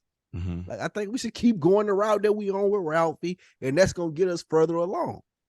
So that's why I put him in the same category as Brendan and all the rest of those dudes. I'm about to do everybody's favorite thing. I'm about to cross-reference the show. Of course, you know what show I'm about to cross-reference, The Wire. The Wire. It's you got to be a real Wire fan to even know what I'm about to say, or to visualize it in your head. There's a very small moment in season 4, episode 1. There's a character. He's a small-time character, so this isn't a huge spoiler. It's a character by the name of Fruit who gets shot in that opening episode. Marlo has a meeting with everybody, pretty much trying to figure out what happened. Like, why is somebody messing with one of ours? And the dude he's talking to said, man, it was some people over there on Pacer. Man, I say we go over there and take them all out. Like, fuck them. Marlo has a small moment where he looks over at Chris, and Chris doesn't even say a word. He gives him a look and gives us a short little. That's what Dino needs to be. That's what selling it is. Like, bruh, I don't even got to say nothing. I'm letting you know that's a terrible fucking idea. And you didn't get to where you are by making decisions like that. Pool, Rich. Great pool. That was you need somebody like that that you can trust and that can look at you and say, I appreciate the passion and the vigor, but my nigga, you're gonna get your head blown off.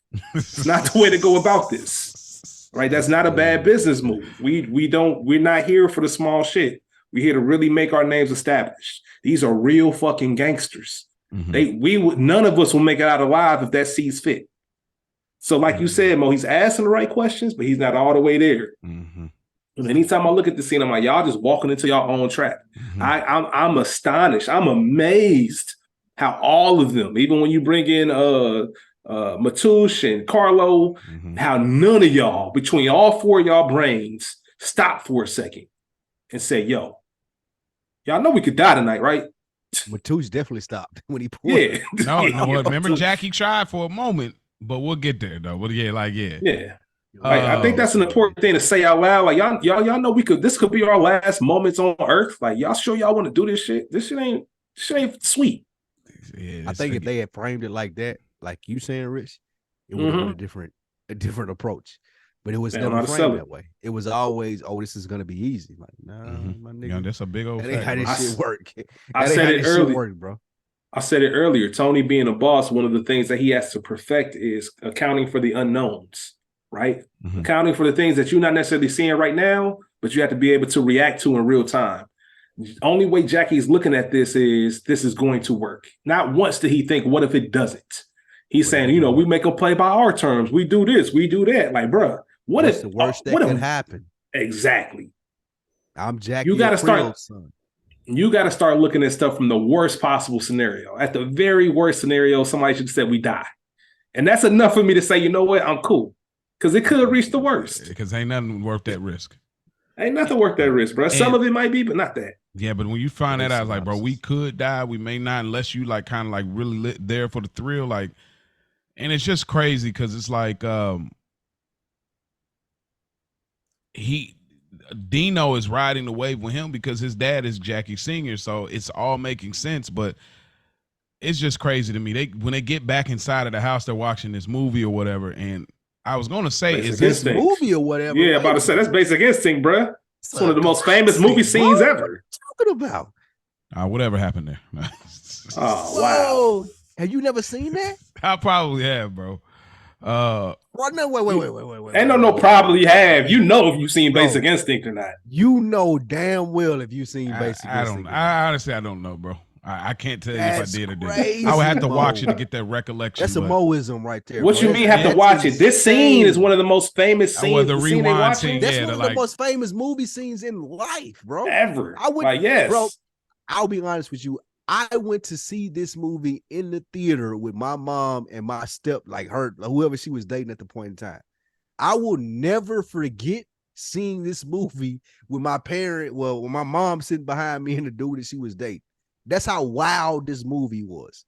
Okay. Like, bro, this ain't one of them ones where you're like, oh, okay, I may have seen. Like, is this a movie worth us reviewing? Maybe. It's not in the vein of what we do, but absolutely, but bro, this is a classic. It'll definitely be on Culture Garden. It'll definitely be on Culture Garden. If you don't know if you've seen this, you need to watch this again. Mo, I'm willing to. This movie came out in 92 and it made $350-something million. Yeah. In 92. So the equivalent of that, if you count inflation, that's a whole. This movie went crazy. That scene alone. Again, I still remember seeing this in the theaters and seeing some of the scenes and being like, "Wait, what?" You don't even want to look back. Yeah, you don't want to look back. Was embarrassed that I went to go see this with my mom and her boyfriend, bro. How old are you? Like, this movie is 8, 9, 10, somewhere in there. Oh my god, I was young, bro. Yeah, I don't even think they knew what this was about to be. Like, bro, Basic Instinct is crazy. Bro, I swear, like, I think I got to look at the cover of the VHS tape cover. Bro, I had to see if I remember. Bro. You need to watch it.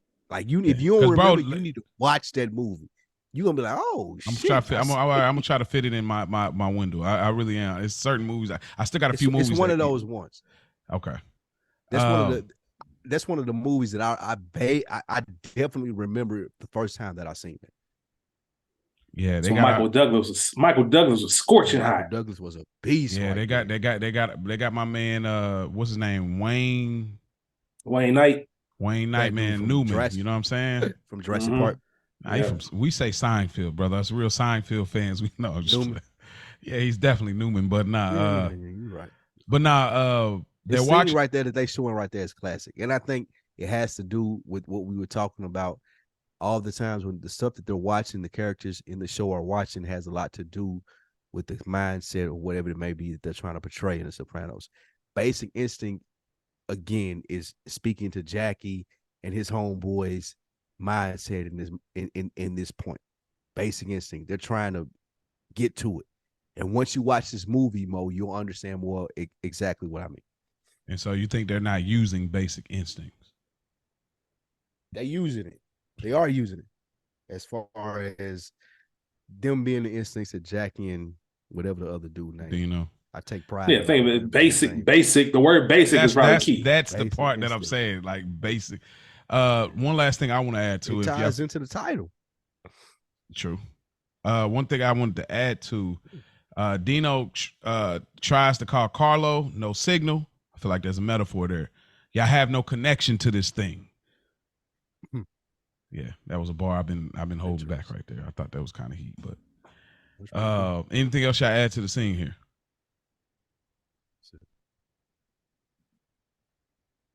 In that scene, I know that's like I've seen like a list with top rewinded scenes. Is that scene like is it real though? Sharon Stone? Like you know what I mean? Like I don't need to get into specifics, but was that top 10 movie scene all time, bro? Absolutely. Okay. Can you imagine seeing that at 10 years old?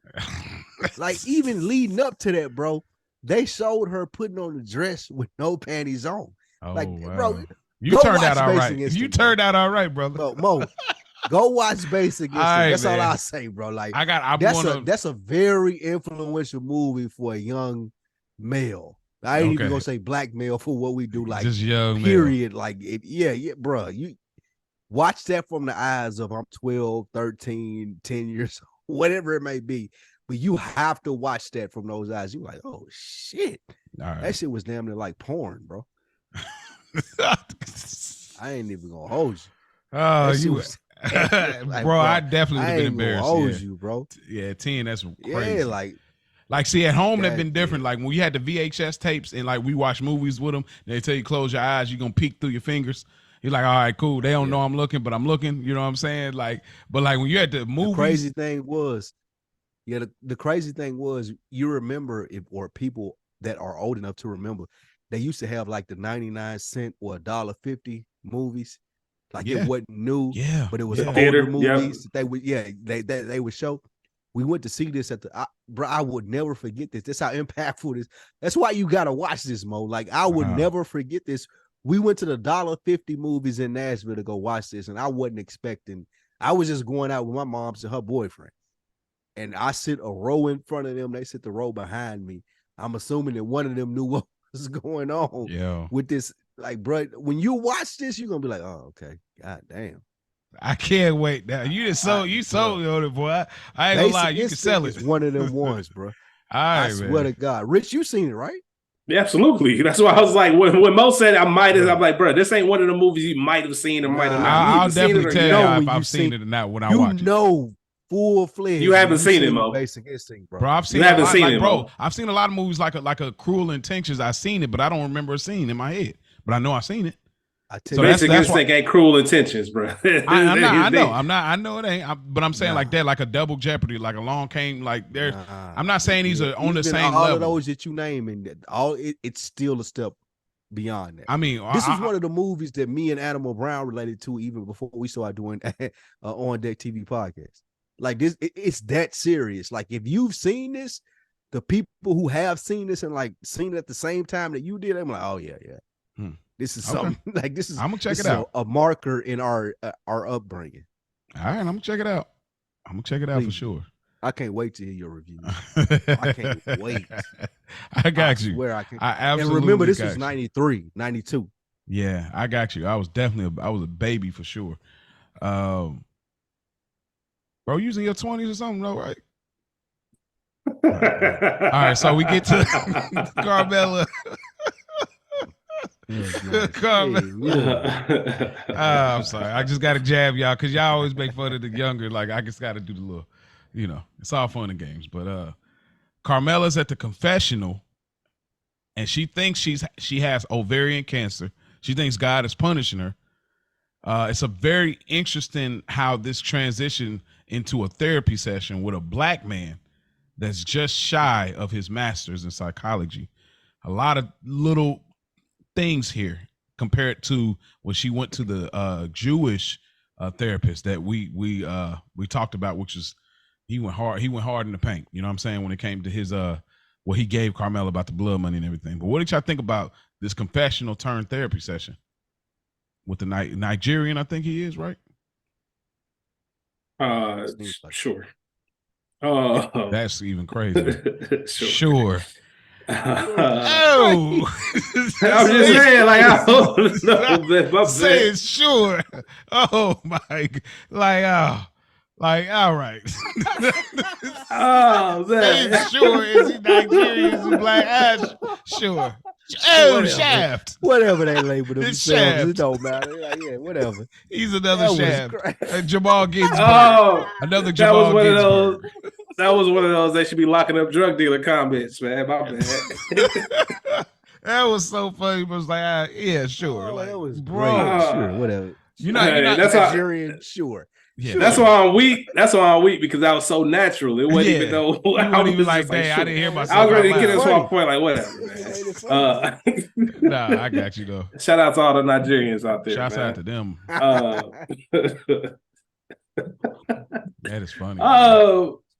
This is just an extension of what Carmela's been dealing with, and this is what I feel like this is what makes up her everyday life. Mm-hmm. Dealing with the guilt of knowing I live a good life by outside standards, but I also know this life is paid for by crime.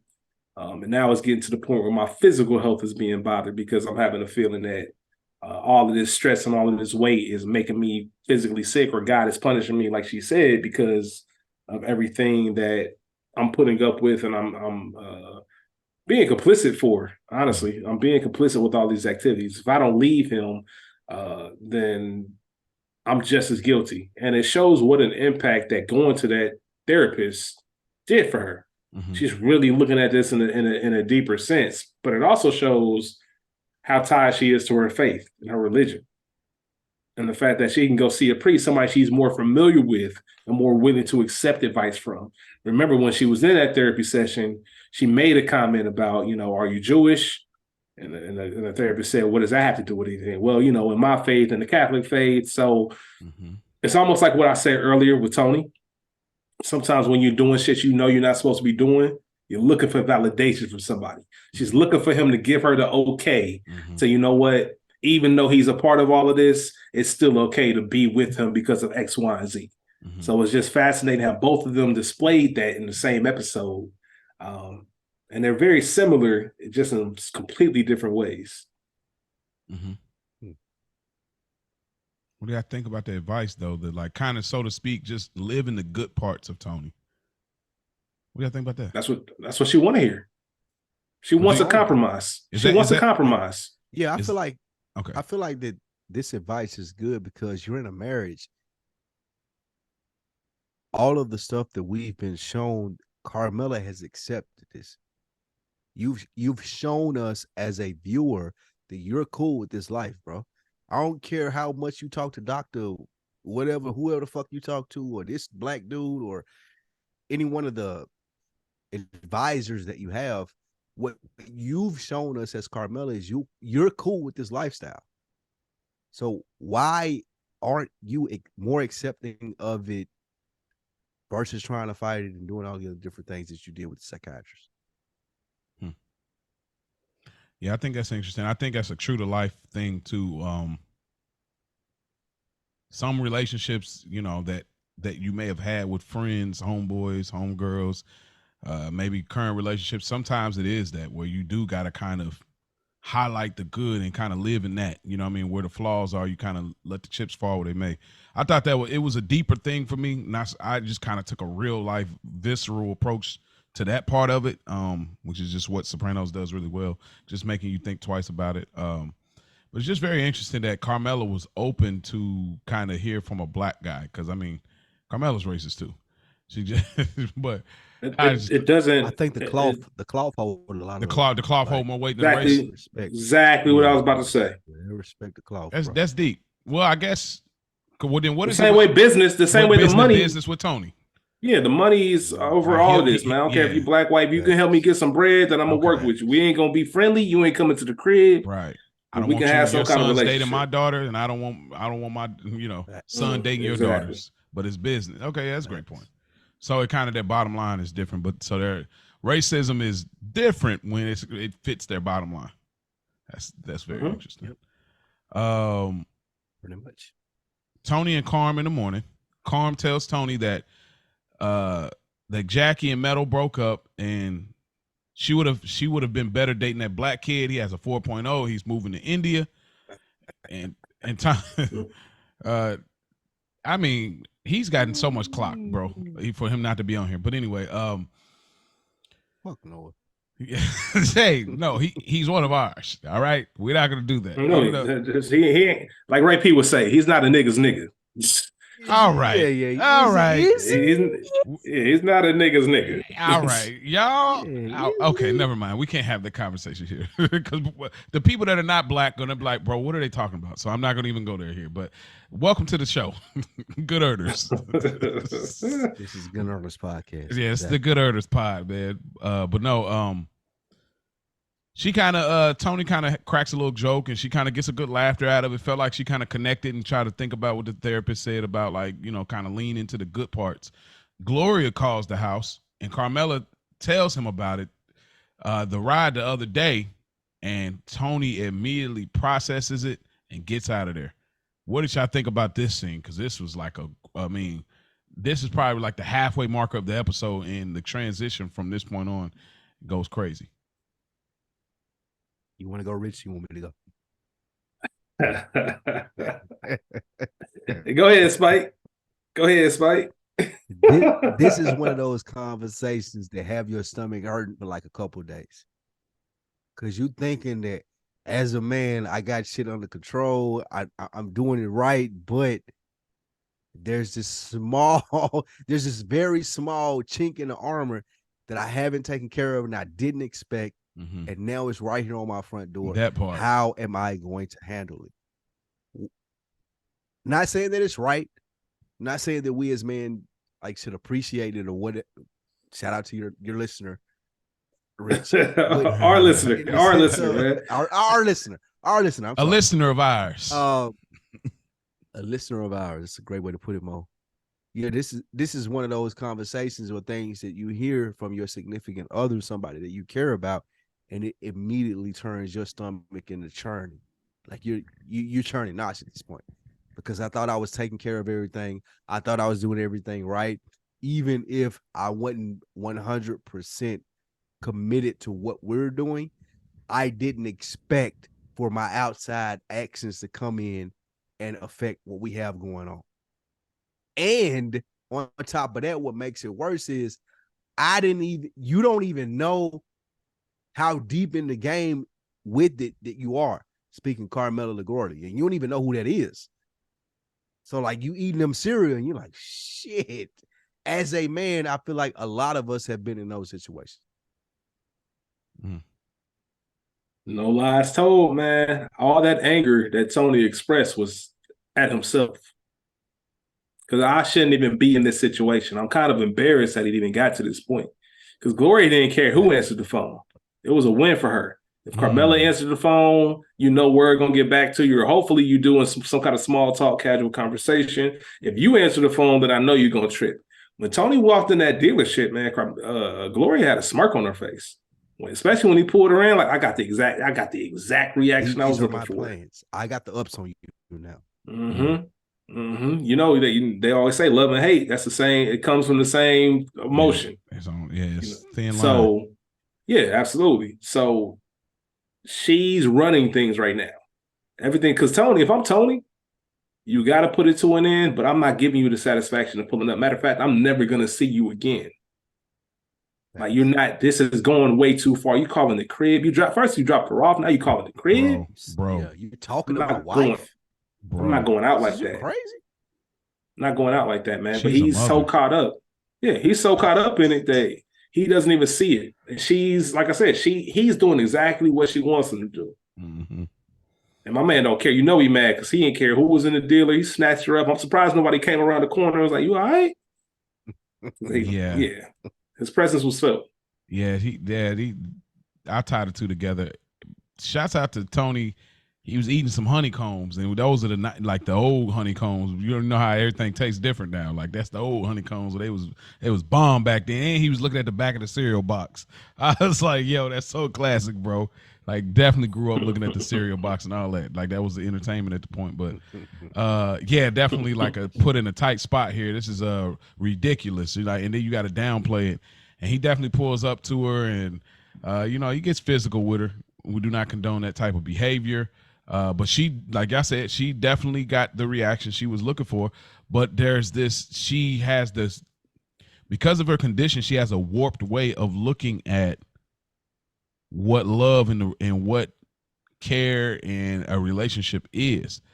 When you see this, they do a great job because Sopranos does this weird thing we always speak about, like they do these, like they tell you about their past, but then we'll see their past operating in the current. And it's like amazing. So you see how she murdered 7 relationships, serial killer murdered 7 relationships. And Tony tells her, okay, here's the 8th one. You see how that can happen now, because this is the thing she does. She always oversteps her bounds. And it was supposed to be different this time, but she probably had said it 7 times before this. So it's very, very, very interesting, this whole thing. And she was like, it's natural. You're supposed to want to see, who your wits, their life and all that. But Tony ain't going for it. He's done with it. Yeah, you got me fucked up. Hey, none of this shit is normal. Mm-hmm. Those are big facts.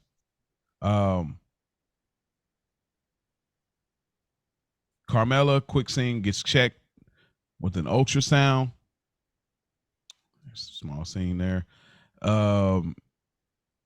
Jackie and Dino, they watch Vanilla Ice and start putting the plan together.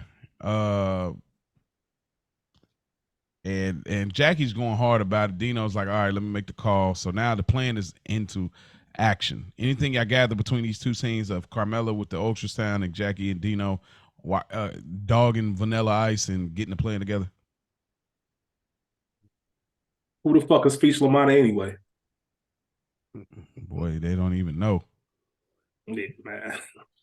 Boy, you want? Never mind. I was about to spoil something. I caught myself right there. I'm proud of you. Yeah, I'm proud of you. Yo, what is? All right, never mind. All right, I ain't got time.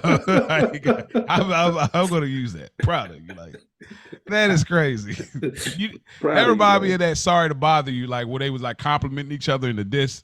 Like, oh yeah, yeah, you smell real good. What kind of cologne is that? Yeah, I'm thinking about taking you out for breakfast, brother. No, I'm taking you out. Like, that whole like. What's Sorry to Bother You? With Lakeith Stanfield. Lakeith Stanfield. We always talk about that nigga. Like Danny Glover. Yeah, I'm joking. I don't know how you joke. You was in it, like, bro. No, I get it. It's a joke. We get Carmela and the Housewives of New Jersey. This definitely look like some Housewives of New Jersey for real though. Facts. They're eating good. They're having this conversation, and Carmela's being mad fake about like the whole, Jackie breakup, and she was like, man, if that was me back then, I would have been all emotional and everything about it, trying to shoot some bail about it. But then they get into this conversation about Hillary Clinton and how that scandal came out about Monica Lewinsky and how she found a way to build her own play, and it starts to make them the wheels really turn, especially for Carmela. And I definitely got a question down the road about Carmela. I might just ask her now. Did Carmela sell that ring? Nah, I don't think she can't pull that off. Could pull it off? First of all, who she's selling it to, and B, if Tony wants to see that ring and you don't produce it, nah. Well, there's a thing that kind of I may have jumped ahead because there's a thing that kind of possibly could back that, but I'll wait. But I think I know what you're talking about, but I think that's next season. Why would she sell it though? Why would she sell it? Well, this whole conversation, blood money. Well, because to say Hillary Clinton built her own thing though. Like she still rode the wave with, Bill and all that stuff. And you say, why would she let that happen openly? That's because she was building her own thing. They say, hey, we could take a page out of her book. And we see Angie kind of like, yeah, you know what? And then also with Carmella. So it seems like, and we see what Carmella reading later, and he asking her about where's the ring at. And she's like, oh, I don't think that. I think you're halfway there. I think what she's reading is a result from this conversation. That ring is already grandfathered in. Like, this is my ring. I'm not about to give this shit up. Like, yeah, I've already taken it. It's cool. Like, I don't think it moved her that way she would have had a bigger issue with Tony overall. I don't think selling a ring wouldn't have done anything for her. It wouldn't have made her feel better because she still has a house. She sells everything else. So I don't think she even thought about that. But I do think she felt guilty for wearing it. I do think the fact that Gloria brought it up, that it reminds you of how you got your ring and how complicit you are. That's a good point. This motherfucker spitting. Tony at the bada bing.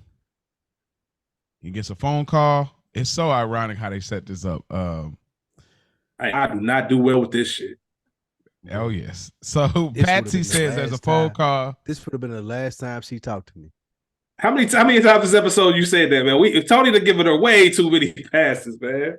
Yes, Tony has a complex. Like it's just weird. I'll get into it a little bit more. He want to be a savior. Yeah, because it's like about it. He wants to be a savior. Because it's like he's trying to rewrite history almost for himself. Like it's like I grew up this way. If I can heal, if there's hope for me to be able to help them, maybe I can, you know what I mean, grow and be better. You know what I'm saying? Like, because his mother, and we'll get to that though, but like it's funny, Patsy, like they do these little underline and highlight of Patsy keeps kind of being around. And so we get that scene later, but like Gloria's stuttering and she's crying over the phone. That's not funny. No, it's not funny at all, man. To do with me. Yeah. But I'm Tony. None of this has anything to do with me. Right. But None of it. Tony's sitting and waiting and saying, I don't understand what you're saying. That is funny. Like bro. You doing that right now is making me like, man, I'm gonna be logged the fuck out of here, man. I almost want to end the Zoom call when you were doing. That's what exactly. Even you doing it. It's not because I hung up on her so quick, bro. It's not because we're not doing any of that. You're not my wife. You're not like I don't owe you these obligations for you to call me and start talking to me like this. Nah. Bro. And it's really not because I don't care or I want to invalidate your feelings. It's more so you shouldn't be. I never. This is gonna sound ill. This is gonna sound so ill, but I'm gonna tell this story anyway.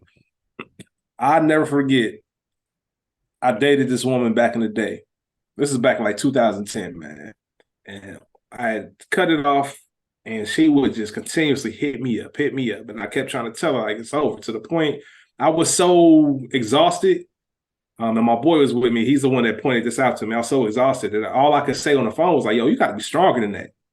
And my boy thought that was the funniest thing he had ever heard, because he was like, yo, really? How you gonna tell that woman? Line, though, Rich. I told you. That's a wild I ain't gonna lie. It was a build up. No, listen, it took me about 3 years to even understand how wild it was, because I really meant that. You got to be stronger than that. Like, I don't know what to tell you. Like, you can't be calling me crying every day. Like, you got to figure this shit out. And then I realized as I got older and more mature, like, damn, that was some wild shit to say to that woman. That's wild. Now, Richard, that line, you should be an inspirational speaker, bro. But no, I know that about myself. I don't emotionally, I don't share the same emotional expectations to certain events. You get what I'm saying? I'm not gonna react that way. I'm just gonna sit there, and it looks like I'm a dickhead that I'm sitting out and like looking at you cry and all that. And I don't mean no harm, but I personally know I can't do it. And I know Tony was thinking the same way. Like, how did it get to the point where you calling me crying? And not just crying, but all that. Like you like all the way, like. And you pulled up. Tony pulled up, bro. He put himself in this situation. You know what, Mo? I wish Carmella did find out, because Tony fucking up. You wish you found out. That's funny. I would. Tony wilding. Yeah, man, you're right. She got to be stronger than that. Tony pulls up, And that was wild, man. Shout out to that young lady, man. I hope she's doing well, man. I ain't gonna lie, I realize bro. That line, you should be a motivational speaker. You sound like the dude that be getting hype with the little. You gotta get up every morning. Like, bro, that sounds like a line off of it. It wasn't even that. It was on some cat like I ain't had nothing else to say, man. Like, look, you got to be. All I could tell you was you got to be stronger than that, man. I don't know what else to tell you at this point. Like we done. Yeah, that's it. Yeah. I ain't got nothing for you. Tony goes to Glorious. She's all regular again. If seeing me in a parking lot wasn't a red flag, if seeing you dance after having like a suicidal thought wasn't a red flag, if you driving my wife home was not enough of a red flag, if you calling my house and knowing I'm there is not a red flag, you calling the Bing and crying is not a red flag, me pulling up after the fact you cried like a baby and you're like all regular now, that should be a red flag. But let's keep going. She says she has no one to talk to. He points to Buddha, the Buddha statue. It says a regular Captain Marvel. Like, very ironic at this point in time, huh? All right, that movie comes out. By the time you listen to this, it came out this past weekend, so that's crazy. That's crazy. Friday, right? Hey, you know. Yeah. He says to her, "You push men away." She snaps, and Tony clocks her, bro. She said, "I love you. Stop it, Gloria." That's a wild thing to say after somebody say, "I love you." Stop it. Like, yeah, that Tony. This to me, and let's try to handle this the right way, right? Nah, straight up. Tony, they're having a conversation. They're going back and forth, and he says, "You're beautiful. You're a talented woman." He's trying to do the right thing. He genuinely means this because they're both messed up individuals, like a lot of people in the world. Like, you know what I mean? I wouldn't hold myself exempt. You know, we all got some messed up ways about us. They just come out in different, moments of life. But there's this moment where, she's like, it's not going to happen again. She's crying. She's trying to really string it along. And he's just like, dude, the other night with the tires, like, I'm a grown man. I had other women. Like, he's trying to put it in the right perspective.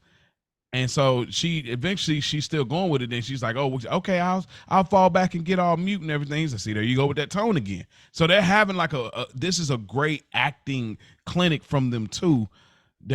She's saying, or why you screw other women. They're going back and forth. And then Tony clocks her. I don't know about you, but this felt very out of pocket. The quick slapped her out like type deal right there. At that moment, did that feel like random to you? Like in the midst of her talking, she says something, and they're going back and forth. Then he just clocks her quickly. Like it just felt so far out of pocket for me. Like as far as Tony's behavior, I think there's a couple things to look at in that instance of what you just said, Mo. Think about how many times we've talked about Gloria being a thorn in his side. Just this episode. And I think it goes right into what I said earlier. His anger now from her her driving Carmela home, her calling the crib. Tony knows this is on me. Like, I'm fumbling here. Like, you got to separate church and state. You know what I mean? Like, nothing that should ever interfere with home. Ever. Have your fun, do your thing. I think Carmela and Tony once had a conversation about that. If you're going to do your thing. But don't bring that shit to this crib. Don't bring that shit to Stag Trail. Like, we ain't doing that. And Tony knows he's been fumbling. Not only once is bad enough, it's multiple times. To the point where I think all of that anger is thrown out on her. And the most important thing in a serious tone, when we had our conversation earlier, that's why you're unhealthy for Gloria. Because you don't care enough about her to sit down and have a conversation. Like, yo, you are acting 1 minute you fine, the next you calling a Bing, barely can speak. I can't even understand what you're saying. Like, what is going on? The answer is not hauling across and slapping her. You know what I mean? I think that's all. He's slapping Tony Soprano in that moment. Mm-hmm. She's a nuisance to him. And Tony should have known, like, I got to cut this off and leave this alone. Anytime you get to the point, my pops used to tell me this all the time. If you ever get in a situation where you even got to think about raising your hand to a woman, it's time to leave that situation ASAP. You can't even have them thoughts. If your thoughts are becoming your head, that woman's not for you. That's a good point. Yeah, I think Tony had got to the point where he's seen how detrimental this was to his everyday life. And he tried to make her understand, like, I don't want you to ever reach out to me. I don't want anything that we've established or done together to ever bleed over into what I do in a normal everyday life. And now he was finally starting to realize that Gloria didn't get that. Yeah, she don't understand that. Yeah, you're not my normal everyday life. You're not that. You're never gonna have the ring. You're never gonna have the crib. And none of that's happening. Like, it's never going to happen. And she can't understand that. Yeah, so when he when he hits her, it's after the line about some gaudy ring, which she was referring to Carmella, and he was just like, "Where you get off talking like that?" And he says, "My life hasn't been easy," and she says, "Oh, poor you," and that opens up a giant mansion window full of everything, and it just all comes out quickly for him. He's like, I haven't just dealt with you. I didn't just meet you. I've been dealing with you all of my life. It's like, this is like one of those moments where it felt like the therapy just oozed through Tony. I didn't get to speak about it earlier, but for the sake of time, I'm gonna let it marinate. But like how therapy how Tony is really viewing therapy at this very moment, at season 3. But like at this moment, it's like it oozed out, that whole mother concept. It's like, bro, the fact that you said this, it all started to make sense. Like, cause remember when he talked to Janice at the end of, or at the white satin armor, when he talked to Janice about what is wrong with us and stuff, he says, well, mom can't be happy. She can't be made happy. And dad was different. He always enjoyed happiness. And so it's like, when he sees this, it all comes back and realizes like, oh, you're of the archetype of Olivia.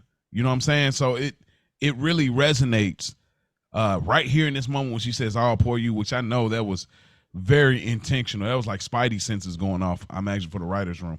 And she's still going crazy on him. And so he's getting ready to leave. And then he just really, she keeps going. And she say, "No, don't go." And then he said, "I'll call your wife." And this puts Tony over the top. Or, "I'll call your daughter at the college campus." And Tony loses control, and he pretty much Undertaker Kane chokeslammer, and they just go crazy in this whole thing. The actress Annabella Sciorra, I think that's how you pronounce it, she bodies this, man. I mean, like the whole choke scene, the emotion, she was just like the breathing. Like, I feel like this opened the door for some later scenes with Adriana, Drea Di Matteo. Like, this right here, like, set the standard for, how to get this emotion off. Cause like that choke scene and how she had to really get into this character, bro. Like, you had to feel like her. Cause she, man, anything else y'all want to add to like this scene where when the violence really picks up? It's hard to watch. It is. Because you believe Tony in that sense.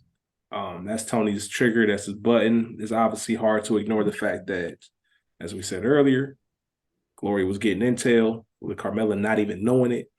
Like, I'm just one of, bruh, you one personal question is enough for me. You rattling them off back to back to back. Like, who are you? Like, why you asking me all this stuff? Like, now she knows about, I got a daughter in Colombia.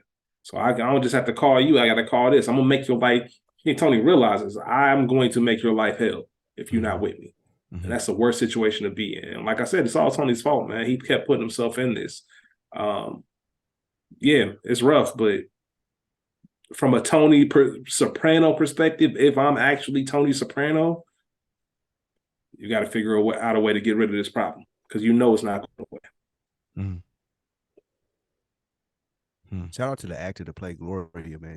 Annabella Sciorra she was able to pull off that Tony Soprano's mom vibe really good in this scene.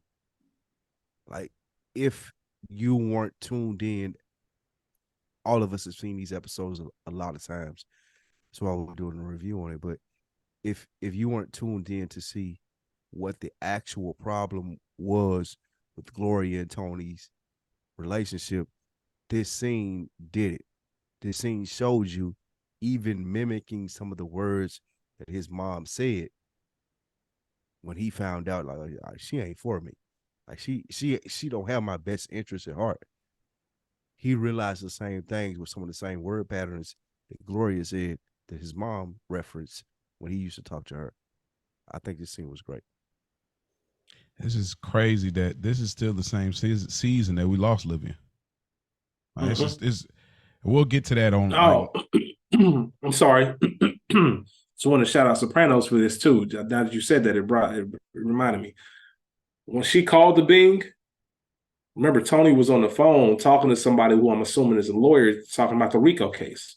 Just the fact that they still wanted to, their whole plans got changed. Because remember, season 3 was supposed to be about this RICO case. Mm-hmm. You know, was it Nancy Marchand? Nancy Marchand, yeah. Nancy Marchand, she passed away, obviously, as Livia. They had to rewrite everything. But the fact that they still let you know, like, listen, we're too good of a show to abandon some stuff that we introduced. Mm-hmm. So even if it's not a full explanation, we want you to know that this RICO case is still pending. It's just not as serious as we thought. I thought that was a great little nugget by The Sopranos, because we hadn't heard about it in many episodes, and there was no reason they had to put it in there, but they just wanted you to know, we respect the audience, we respect y'all knowledge, and y'all know that, you know, what's going on with Tony RICO case. Just the acknowledgement of it. Yeah, absolutely. And then, like, you know, right before, she says, like, kill me quite a few times, which talks to, you know, the mental state that she's in. So spitting that man's face. Yeah, like, she wanted that. I won't lie to y'all. Like, you know, up until that, like, that moment was when I broke. It broke me, kind of like every moment was like, man, she's doing too much, this, that. But like at that moment where it's like, I realized, I was like, man, she is, and this is 2001, right? 2001, 2002.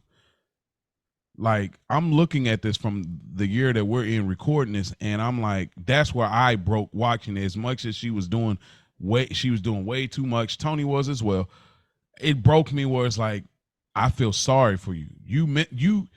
You're not, there's things in you that are not even your fault. You don't even know you're doing it. Like, if I was ignorant, I would just be like, bro, you blah, blah, blah. Yeah. But like the fact that like she's saying this and she don't even know, it's computing in her mind, but she's not necessarily in control of why it's coming out. Why are you fascinated? Why do you want this? And you're going to therapy trying to fix it, but it hasn't necessarily worked. I mean, it may have extended, but it's not necessarily working because you still have this weird fascination or whatever you want to call it with it, fetish. So I really felt bad for Gloria at this very moment. She was like, kill me, kill me. Like, I was like, dang, bro. She don't even realize where she at. And it's like so far out of Tony's realm, bro. But yeah, and back-to-back epic scenes. I mean, I don't know how often this happens on The Sopranos. Jackie and his crew. Jackie has a Trey moment from Boys in the Hood. The let me out the car moment for let me out, dough. Let me out, dough.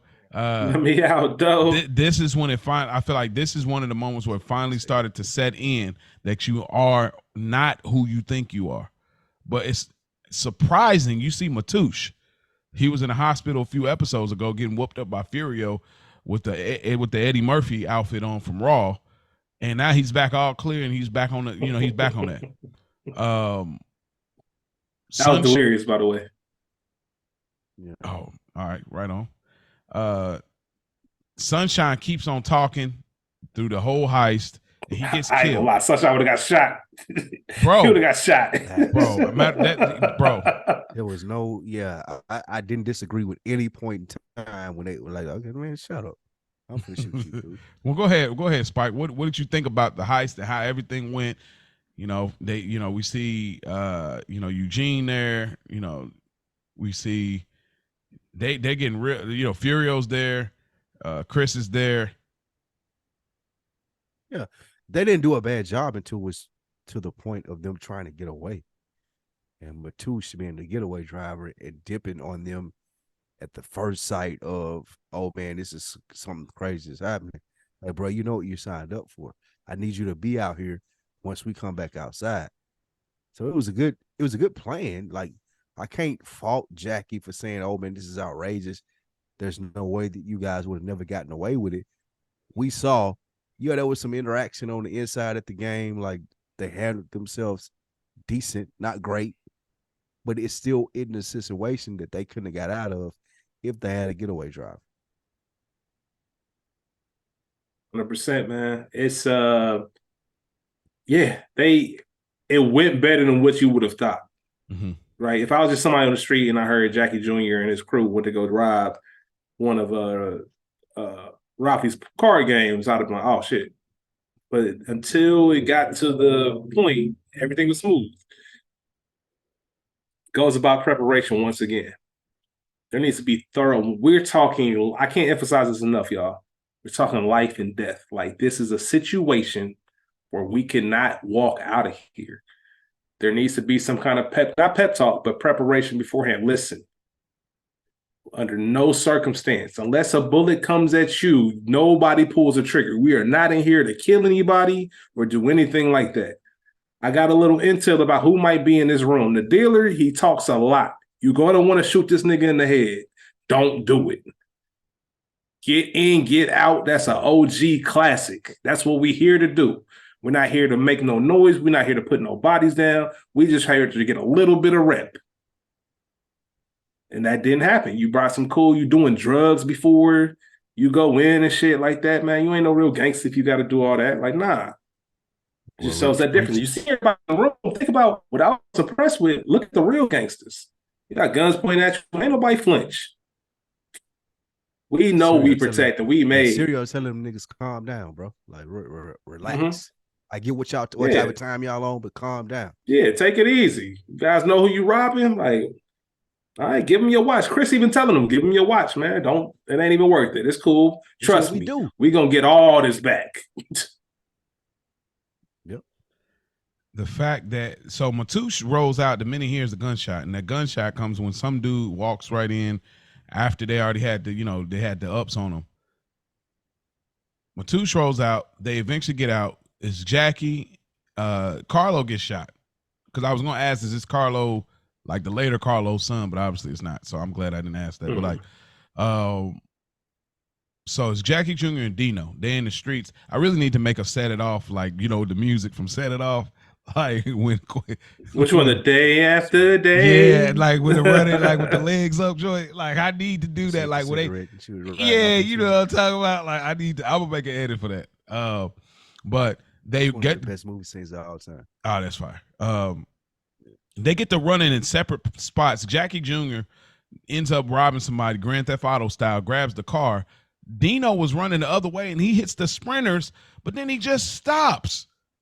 Like, I'm like, bro, he stops and Jackie pulls up his way. He's like, Jackie, he rolls out. Then Chris and Albert got the strap pulled up at Dino's face. And he's like, please. We're with Ralph. They blow his head off. They blow his face away. Bro, like, these dudes are so, it's ridiculously dumb. It's like, even if you don't know what you're doing, you don't stop running, bro. Like, if you're doing something, if you're whatever it is, bro, you do not stop running. Run, Forrest, run. Like, you do not. The fact that he stopped and waited for Jackie to get, it's crazy. But they really believe so much into Jackie, and 2 out of the 4 died. You know what I mean? Speaks to the niggas he was dealing with. And it speaks to Jackie. Like, Jackie wasn't really about it. Like, there was no loyalty there. I don't know, though. Jackie did what he was supposed to do.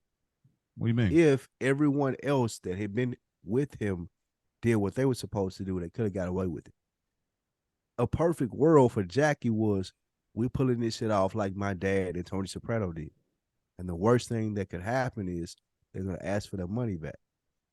But since I'm dealing with amateurs and I'm not a real gangster, I haven't done the vetting process to make sure I got a Ralph Cifaretto or a Seal in my crew. I'm dealing with these poo-put ass niggas that'll pull off on me when things go wrong, or when they get caught, they're gonna mention my name, Jackie Jr. Like Jackie wasn't in the wrong here. It was the people that he surrounded himself with that were in the wrong. Oh, stop, Spike. This is your guy. No. This is your guy. I'm telling you. I was just about to say at all. I'm just saying he didn't do much wrong in the situation. Like the plan was cool. He got the blueprint from Ralph. But he's if this right is your in the Spike, sense of, this is your boy. Wait. He's right in the sense of, and we see this in a later conversation with Ralph and Tony. He's right in the sense of, man, what they gonna do? You know who my dad is? Like, we seen that play out on screen with two major mob-made men. They didn't want to do what they were supposed to do, and Chris addressed that. The only problem that Jackie Jr. had was I surrounded myself with poo-putts, people who couldn't pull this off with me, and now I'm in a fucked up situation. Goes back again to what I was saying as far as that preparation talk. At the very end, there also should have been, hey, in the event this all goes south, everybody on your own, whatever it was, man. There needs to be, they just weren't prepped, man. They didn't. You walked into a situation, you thought it was sweet, and it wasn't. You know what I mean? All them people that say, you know, back in the day, I don't know if anybody played this game. Would you take a punch from Mike Tyson for $10 million? Like, bro, you always think that shit's sweet until you actually in there taking that punch. Like, bro, think this shit through. Mm-hmm. Yeah, no, I hear what you're saying. I just think that realistically, like, if Dino's like, that's his right hand, like, this is my boy. I just feel like what he did. Scared. Everybody can't go, Mo. To quote Benny and his new project or whatever it may be, bro, everybody. You're your boy. Like, think about your closest friend. Think about your closest friend. Y'all on some ignorant stuff. Y'all in your 20s, whatever. Y'all know y'all moving around. Y'all decide to do something. Let's say it's not necessarily this, but let's say we're gonna rob a gas station, whatever. Like, obviously we would never do anything like this, but like, this is your close friend, and he's in on it too. Like, all right, bro, we struggling. We gonna get it. We gonna make a couple $100, break it down the middle, whatever. Things go left. You know the risk. You know the risk. You get in the whip, and your boy, like, you on the way out. Your boy right there, like, bro, let me in. You just gonna leave him? Especially, he's scared. They're not real. They're not good at this. That's my point, though. That's my point at it. Like, Matouche or whoever that nigga was that was driving. That's a given. Like, let me in. You should have never been there. I'm not talking about Matouche, though. I'm talking about Jackie stole the car. He pulled up right in front of Dino. Dino like, Jackie. And Jackie just drove and left him out there. And, of course, he got his face blown off. I'm saying, if that's your boy and you're in the spot and you literally got a quick second, bro, hop in. You're going to just let him get his face blown off? Scared and all. I think it just shows to the point where I know. No, you're absolutely right, Mo. But I think it emphasizes how in over his head he was. He's not thinking clearly. He's legitimately scared. Like, what the fuck? Bullets was flying. That was not a part of the plan. And since he didn't plan that out, since he didn't think about the worst possible scenario, all of this is news to him. He's in shock. You know what I mean? He knows that at this point it's survival mode. And when you get in survival mode, that shows the true character of somebody. Like, what I'm willing to do to survive. Like, you just a casual, you a victim, man. I'm sorry. You a casualty of war at this moment. It's either you or me, and it ain't gonna be me. Dino, you my dog, but you should have ran, bro. I don't know why you stopped and waited on me anyway, man. Once again, there was no plan. We had no meetup spot. After this, if shit goes south, we gonna meet up here to deserve everything they got, man. I can't feel no sympathy for them. No sympathy, but I just think that they're criminals, man. You can't expect no integrity from them.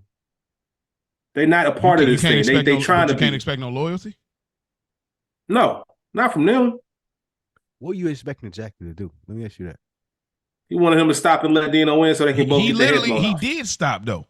Like, you look at the scene, like, he literally right there, like, bro, hop in. He stopped. So I'm stopping, so I don't have to run your ass off and get out the way because I'm out. Right. I mean, you're right, but it's like, once that happens, all right, bro, hop in. Like,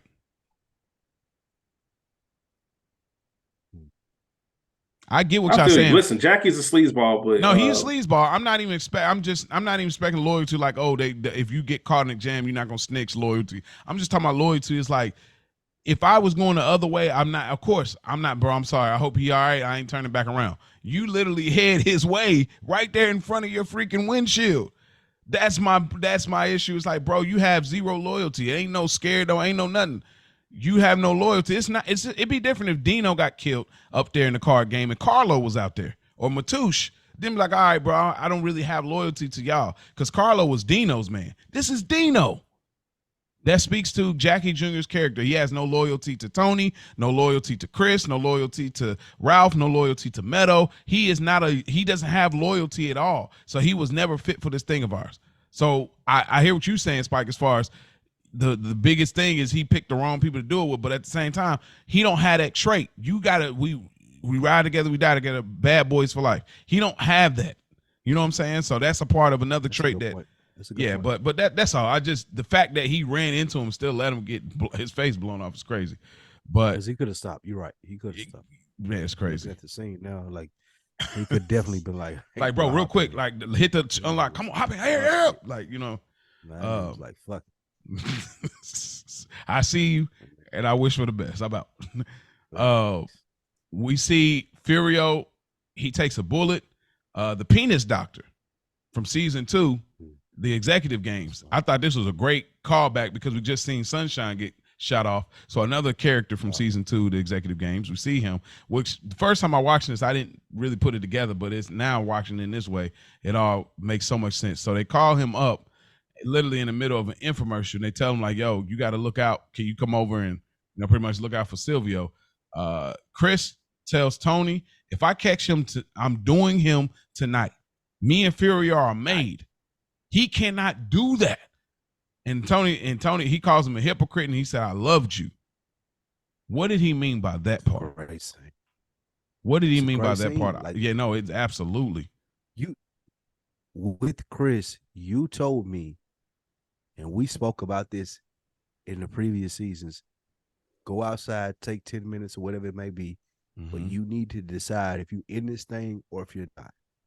And if you are in this thing, come back and we can resume the schedule. But if you're not, get as far away from me as you can. So when Chris is like, I have a utmost belief in this thing of ours and what we do, and you're contradicting what you told me. You just told me this a couple episodes ago or last season ago. You got to be down by law every step of the way. This is one of the best Christopher scenes in the series. To where he tells Tony, like, bro, you're bullshit. This ain't about me and you and nephew or whatever it may be. This is about the thing that you and I have committed to. I cut myself. We put blood together, whatever it may be. Yeah. All the things that we went through to show, hey, this thing of ours is solid.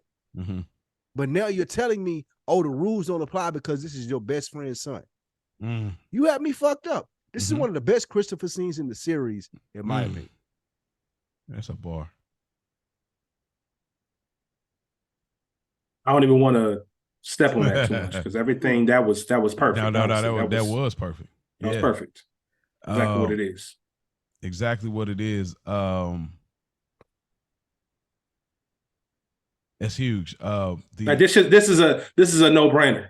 Like this is no gray area. Like the fact that you're even alluding to the fact that I can't hit him tonight.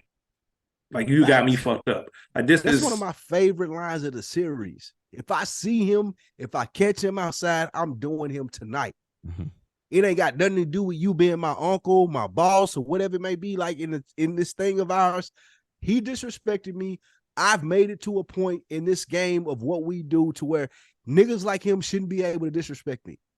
I'm gonna have nobody. This. It ain't got nothing to do with you. Yeah, like you can't even speak to me in the sense of no, don't do that. Well, you know what? I've earned enough respect in this game to be like, nah, he can't do me like that. That's like Joe Pesci in Casino when he told I forget who he said, man, I'm gonna leave you where I find you. Like just one of them gangsta ass bars. Like, bro, if I catch, I'm doing him tonight. No questions asked. Because I'm gonna crack your freaking skull. Do with you. Yep. Go to jail. come out, and if you're out of a coma by the time I get out of jail, I'm gonna do it again. This don't got nothing to do with I don't, me and you personally. It ain't got nothing to do with anything else other than what I signed up for. And what I signed up for, if I'm in this position, I've made it this far, I've done all the things I need to do. I'm not asking you as the boss. I'm telling you, hey man, that don't coincide with the rules of what we do. I'm taking him out. I don't give a fuck how you feel about him. Why be in the crew? Why be a gangster? Why even be in this thing of ours if we don't got these type of rules in place? That part. And it's like, you know, Chris has found a space to like, okay.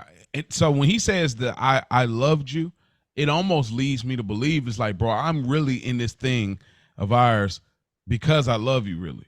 Like I wanted to impress my Uncle Tony because my dad wasn't around.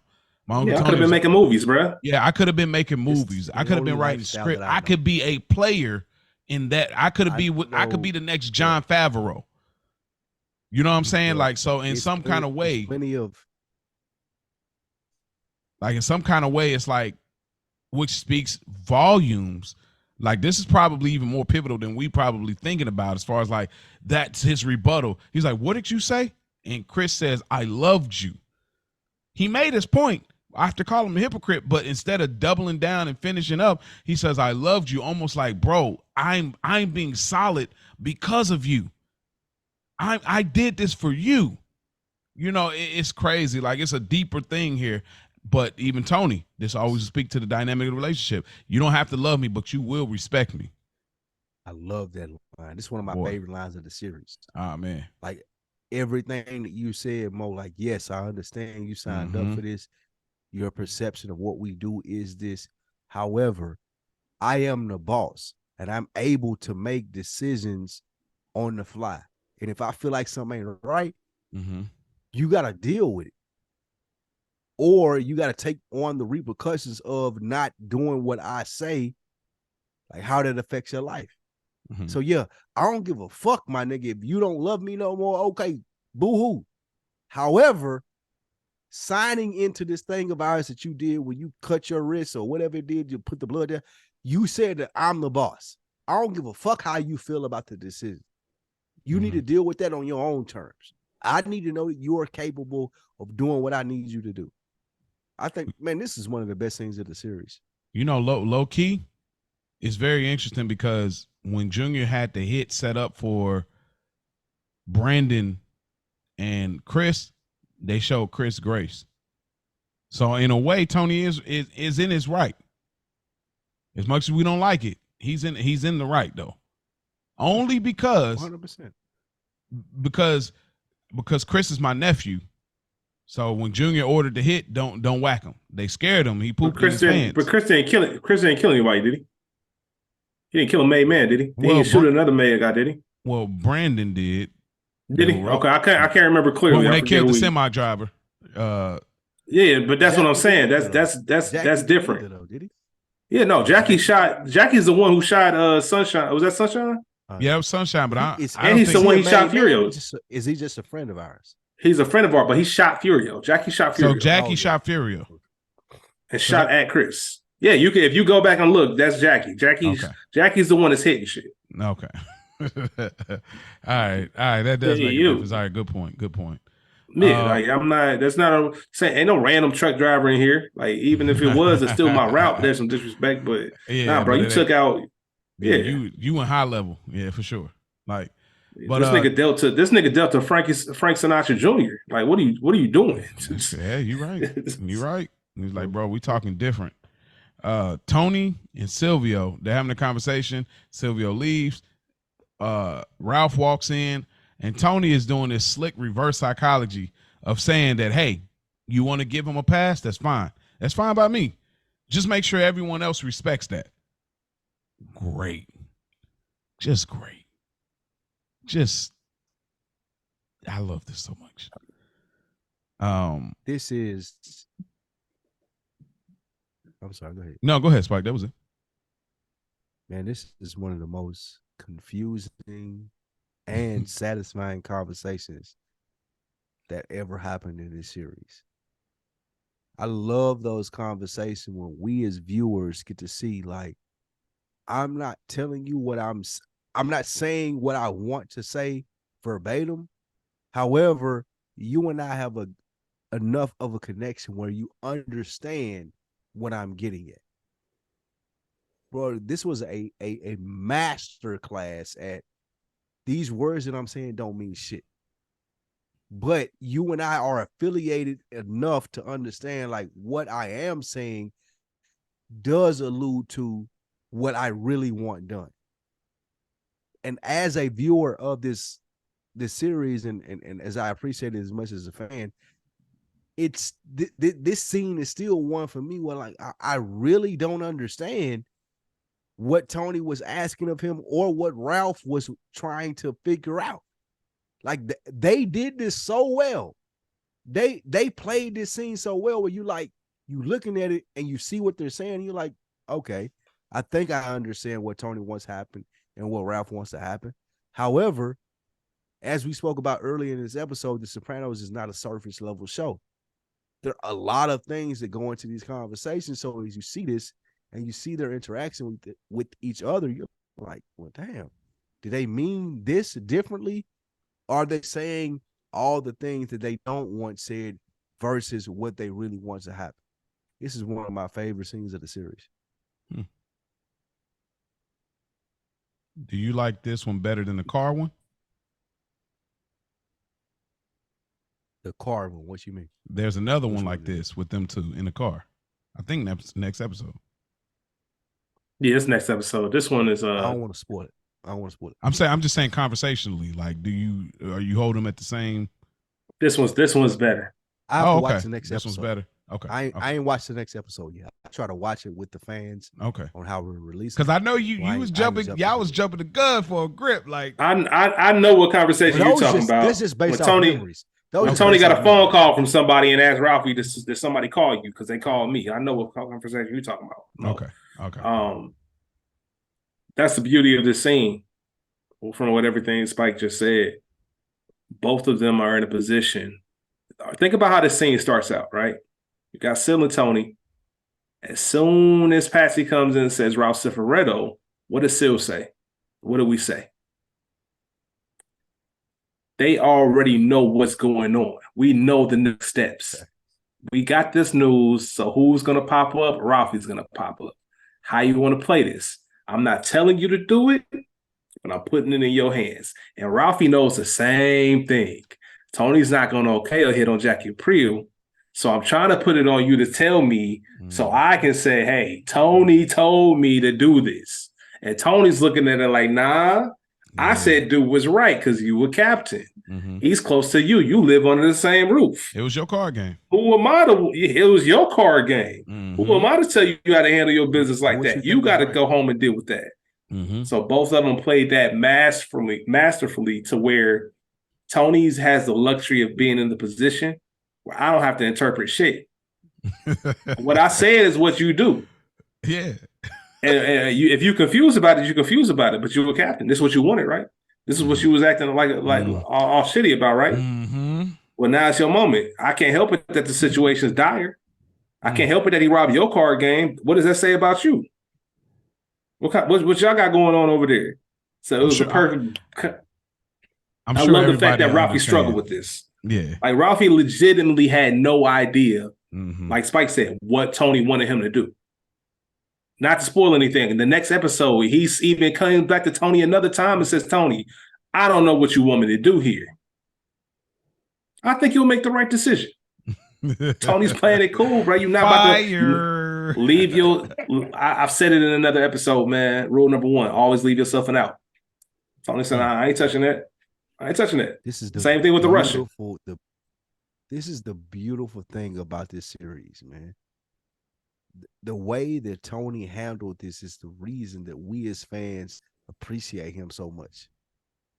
It's the reason that Ralphie, Richie Aprile, anybody, Tony B, it's the reason that those guys are not in the position that Tony is in. It's so, like, this scene is so good from the sense of I'm not going to put myself out there. However, I'm going to influence what you're thinking, but I'm not going to influence it enough to where you can blame it on me. Like it was so Tony Soprano. This is a great scene, bro. Nah, yeah, it is. It's fire. That's why I can understand if you want to give him a pass. Like he played both sides so perfectly. But he bro. just said, I mean, I'm sure everybody else will too. You should go to with say the that is decision crazy. You should go with the what you were thinking. Yeah. It's cool. Yeah, and everybody else will too, bro. Like, dude, that's crazy. This is prime Tony. That's prime Tony, bro. It's the therapy. Like, clearly, it's the therapy right here. This is one of those moments where it's the therapy, like the reverse joint. This getting is that definitely off. Dr. Melfi rubbing off. Oh, to this finest. This is what the therapy has done for him to do that. And here's the kicker. Here's how you knew Tony was.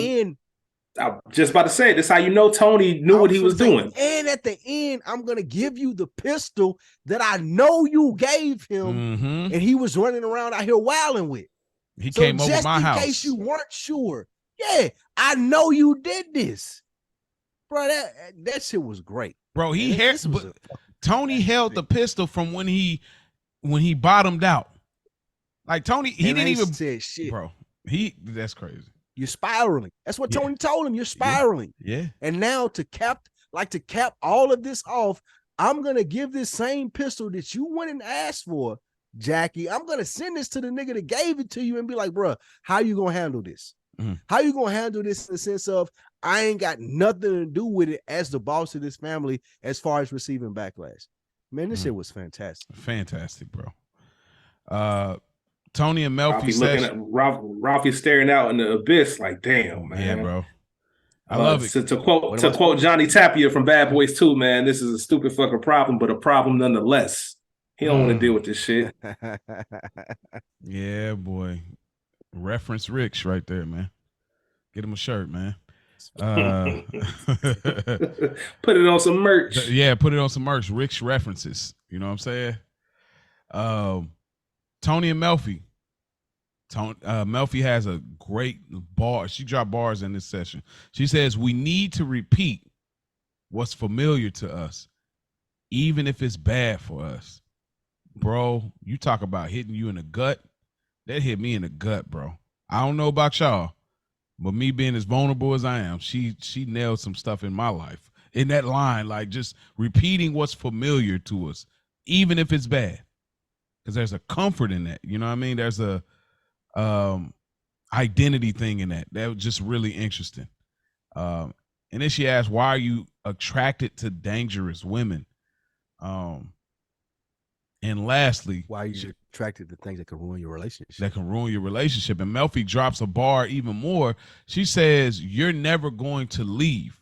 Your wife, that's the one decision you know you got right. She may leave you, but you'll never leave. What a bar. Because we talk about Tony leaving, not Tony will never leave. Carmella may, but Tony will never leave. Fire, right? This was a great job of Dr. Melfi planting that seed in his head, though. As we see, Tony says, I may not be as happy as I'm pretending to be in this relationship. But Dr. Melfi convinces him, since he's a person that that's the only person that Tony looks to for advice.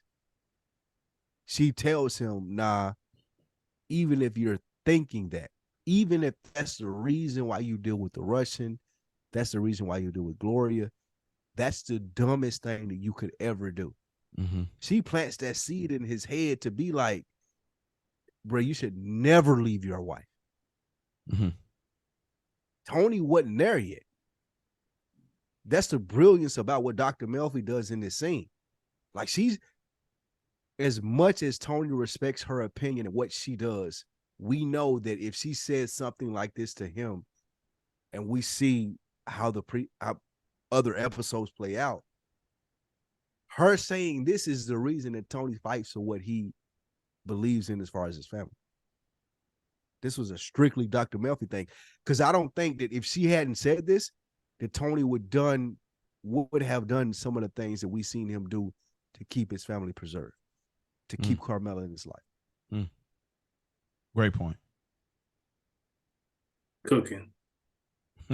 Cooking. That's it. That's all, man. That's cooking, man. It broke the scene down perfect. Yeah, that's it. That nailed it. I love the scene. This is great. I love that Melfi's finally back in her comfort bag because of the honesty being presented about the whole relationship. So it's really good. The whole mother thing is like, bro, I don't want to hear nothing about me want to have sex with your mother. She's like, I'm not saying you want to have sex with your mother, but there's clearly a connection there. So that was really good. We go to, for the sake of time, Patsy test drives a car with Gloria. One of my favorite lines in the entire series. Let me ask, because we're gonna keep it moving. But is this top 10, arguably top 5, top 10 scenes of Sopranos that don't have Tony in it? I'd have to sit down and really think about it. It's one of my. You have to think about it. What about you, Spike? No, I don't think so, but I do like this scene. Okay. Is that if it was another character that tried to pull this off, like Paulie or Seal, it would have registered more with me. I just don't fuck with this dude like that. I rock with Patsy. Intimidate. I don't like Patsy's not intimidating to me. He's not the person that I would send out to relay a point. I got better guys than that to do that. I gotta say, man, there's something about the unassuming that's a little bit frightening. That's the part I was going. This was the first time I think as viewers we saw that Patsy had that in him. I think that's why I love this line so much. When he just simply said, "It won't be cinematic." Like I'm coming for business. But he cooked before that, though. Yeah, he cooked before that, but it was something like that was the exclamation point on it. Yeah, yeah. Like him letting her know, like because. Listen, I know you love Tony and y'all in this little love affair. You think it's going to end one way. I'm telling you right now, this shit won't be cinematic. I'm gonna blow your fucking head off. You won't even know what's coming. They'll be scraping your nipples off this fine leather. Like, yeah, play with me if you want to. Like, trust me, I'll be the last face you see, not Tony Soprano. Yeah. Here's some standard operating procedure. Like, get that fancy shit out your head. Shut up. Like, shut up. Like, let me tell you. Like, yeah, bro. That's what I like about it too. Like what you're saying, Rich, is like it's the least expected person that you think would do this. That's what make it work. Like Bobby, there's a Bobby scene later in the series that will make it work. Like this is why. It's this dude with the glasses with dimples that looks like a regular house dad, so to speak. And it's like he's very calm, he's very regular, but you could tell he's very serious. I'm not. And that's playing. why. My fault, Mo. That's why they show the scene at the end of him getting the call from his wife, bringing stuff home. They want to emphasize the point that this everyday, normal-looking guy that you could run into the grocery store, the gas station, just got finished putting the gun to this woman and telling her, like, look, I will blow your head off if you come around Tony Soprano again. Quick. And it won't be dramatic like you thinking this is some like West Side Story, dramatic Grease. There ain't none of this, bro. I'm telling you right now, my face will be the last one. You got it? Capiche? Like, and like, I know what you're thinking. It won't be cinematic. It like, won't. I love that bar, bro. That is top 10 lines. I don't care. Tony might have 20 great lines, but I can't put more than 9 over that line. That at least is at the 10. That it won't be cinematic. That is a day-to-day line, bro. Trust me, like. I can't even tell you, bro. I ain't got the time, but like, bro. No, I love it. I love it. I told you, this is one of my favorite lines in the entire series. The whole series. That's saying something because this guy is an extremely quotable show. Yeah. Goodness gracious. We get Ro and Ralph.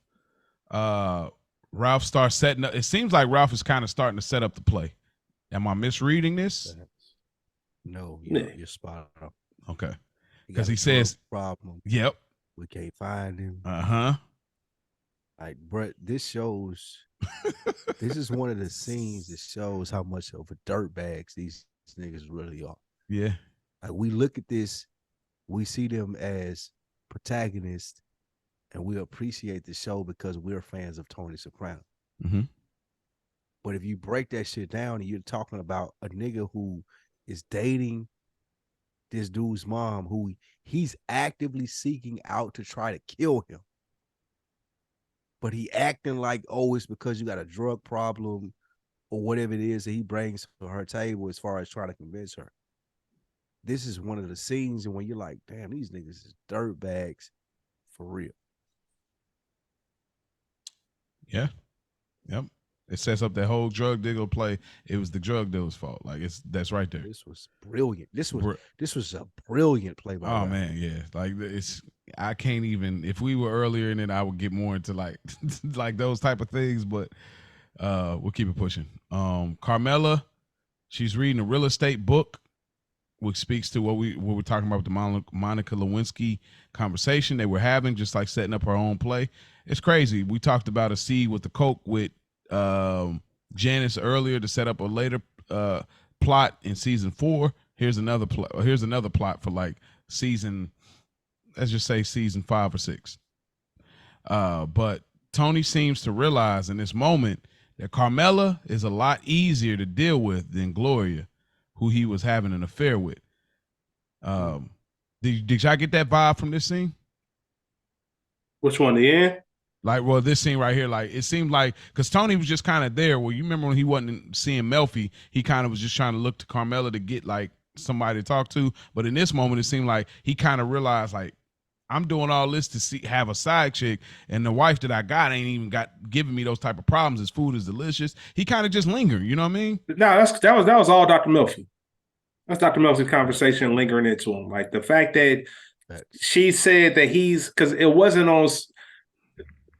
You ain't even got it in you to leave your wife because that would be the worst decision you ever make, and you're too selfish to do it. Like it was kind of said in a compliment / in a backhanded compliment kind of way. Like you're not even allowed because of your selfishness and stuff like that. So he's like, man, you know what? All this bullshit I've been dealing with all episode with Gloria, on top of this talk with Dr. Melfi, let me actually pay some attention and invest and pour into my wife. Like if I really gave my marriage a shot, what would that look like? Can I be happy if I'm a better husband? I think that moment, one of the few moments we get, Tony looked at it like, you know what? Like, damn, man, like you my dog. Like, let me start actually being cool. Like the grass ain't always greener. That part. Anything you want to add to that, Spike? No, it was perfect. Okay. That was perfect. And then we get the last scene of like what we alluded to before with Patsy just being on the phone looking like a regular guy. I didn't really get nothing from that last drop off. Y'all get anything before we get into the next part? Yeah, that these are everyday regular people. Rich them groceries. Rich spoke to it in the sense of when Gloria takes this test drive with what's his name? Patsy. When she takes this test drive with Patsy, it's not, oh, I'm scared that Tony Soprano is going to try to retaliate with me. It's that this shit could be anywhere at any point in time. Mm-hmm. Like my reach is strong, my nigga. So if you think you're going to get away with it, if you think you're going to call my wife, if you think you're going to call my dog at Columbia, just remember at any point in time when you're going for a test drive, when you walk in a diner, when there's somebody where you have no idea who they are, has the ups on you, that's what I do. I'm Tony Soprano. It was great. The closing monologue, not monologue, but the closing where they showed the different pictures and Tony and Patsy taking the phone calls from his wife. It was great and terrifying in the sense of if Gloria has to deal with this on an everyday basis because she's trying to get in touch with Tony, she never knows what it can come for. Those last couple of scenes were great. Absolutely. Anything else, Rich? No, that's it. All right. Well, before we get out of here, we like to leave y'all with a ranking system. So without further ado, I'm very interested to see how this goes. This is an episode that is very up for debate. Spike, how do you rank this episode? I don't believe it's up for debate. I'm about to say, yeah. Okay, let's see. What do you got for? This is a made episode. Why? I see. Like I said, I've been working you long enough now, Mo, to understand the wheels in your head, how they turn. I heard that and the response to that, so I can't wait to see what you say. But for me, made episode. Okay. Rich. Made episode. I'm with Spike. I didn't even know this was up for debate. Okay. I'm surprised the odd came in. The only reason because you kind of go hard on the ranks, and I can see where it wouldn't be. I could see where it could be a good earner. I knew it wasn't just another envelope. I could see where with you, it could be like it just, you know what I mean? I could just see that, but that's why. But nonetheless. So May, why is it made for you, Rich?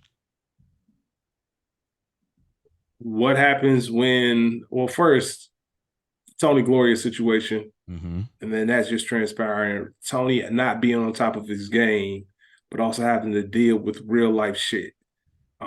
That's a big deal. We don't necessarily get that when you got made guys getting shot at, somebody trying to rob card games by some, like I said, you're not even connected. It's one thing if another crew or New York comes in and y'all got y'all beef, but y'all some little niggas. Like, what the fuck? How did this turn into this? How is Furio? How I got to call the penis doctor? Is this Jody shooting an infomercial to come and save the day? How did this even happen? Yeah. Like, and the fact that, you know, the whole Chris scene with Tony, that scene and the scene with Tony and Ralph alone, it just lets you know what stakes we playing with at this point, and the decision has to be made leading right into the finale. Like, yo, what you gonna do with Jackie Jr.? And it's the fact that it's Jackie Jr. It's not Dino. It's not Matouche. If it was that, it wouldn't even matter. Yeah, this is Jackie Jr. Like Jackie Aprile. The first boss we met in this show was Jackie. Yeah, like, this is his youngin. Like, what the fuck is about to happen? Like, there was just so many layers that they talked about. On top of, we kind of missed it. Now, I don't want to say we kind of missed it, but there's so much other stuff going on. Elite Melfi Tony scenes in this episode. Oh, very elite. Yeah. Elite Melfi Tony scenes, man. And it's just a lot of connections, like I said, between Tony, Carmella, the whole nine. It's made. Like, sometimes you just ain't got to overthink these things. Yeah, this is a made episode. When I had a very hard time last week with Pine Barrens as far as note taking. This episode, when I took notes, it was butter. I was actually surprised. Like I said, I got done in a good amount of time taking notes. I was like, man, I actually got to. I don't know if people that have podcasts, it's very hard to enjoy a show when you have to take notes because you can't really flow with it. This was one episode, I think maybe in a long time, where I got to flow with it and take notes. And I'm like, bro, this is butter. It's flowing smoothly. So this is absolutely a made episode just from that point alone, along with the reasons that both of you listed. Spike, who gets the Good Earner Award for this episode? Good Earner Award for this episode is hard question. You know what, man? I'm gonna go with Chris. I'm gonna go with Chris in the sense of I stumbled into some shit at the little spot that may not have been above board as far as me as a made man would appreciate it. But I do see your grind, Jackie. And if you want to get into the game, here's how I did it. And I got a couple ideas. You telling me you with Richie now, like it kind of throws me off. But I disagree with you in the sense of thinking he was high in that scene. I do think that he was looking at it like this little nigga like me. And I appreciate him offering the olive branch and being like, I got this thing in mind and I want you to be a part of it. That was Jackie's way out. So yeah, the person that I picked got to do with a lot to how the next episode ends. What say you, Rich? Who gets the Good Earner Award for you? Giving it to Patsy. Ooh. It's a difficult episode to pick a good earner. On the surface, I think the obvious answer would probably be Dr. Melfi for her work in the episode because nobody really won. Everybody was put in situations and positions that they didn't want to be in. But when you look at where we met Patsy and him being outside of Tony's backyard, pointing a gun through the window, to now we have our real serious conversation. And don't say you're sure if you're not sure. All that shit put behind us, and now I'm legitimately a viable source. It's almost like if you want to relate it to sports, it's like that. We got a good team, and I drafted this rookie, and now he's finally taking that leap. He's finally giving us a little bit more production. He's not a rookie anymore. And I'm not saying Patsy was ever a rookie because he made, but he's finally being implemented into our system and how we do things. And I can trust him with tasks such as, hey, I got this problem. I need you to go make sure it goes away. And he got the message clear. If I'm coming through, I'm going to make sure she ain't never going to be an issue to you again, so on and so forth. Not saying that's the case because, Gloria's Gloria.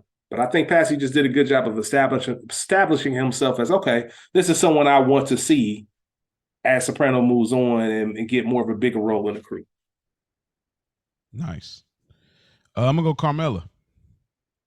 Carmella had a very emotional breakthrough. She got to get a confessional that snowballed into a therapy session that was able to kind of benefit her to be able to figure out how to deal with Tony in regards to like, okay, let me just focus in on the positives. Let me focus in on the happy, because she keeps saying he's a good man. Well, then it's obviously those are the highlights of who Tony is. So focus more on that. Her trying to build her business, play with real estate. Yeah, Carmella, I think she had a little bit of a breakthrough at this moment. So Carmella's my good earner. Broken Balls Award. Who took the biggest L for you, Spike?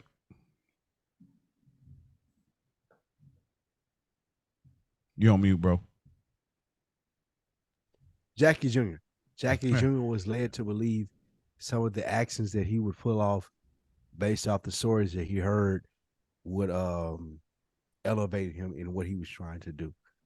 And that was just the wrong approach. If he had better advice from someone like Chris, he would have been able to get done what he wanted to get done. So Jackie Jr. What say you, Rich? Sunshine. Oh, I was gonna go with Sunshine. That's funny. Bro, just shut the fuck up. Bro. Just shut up. None of that had to go down. Just shut up. That's it. That's it. That's it.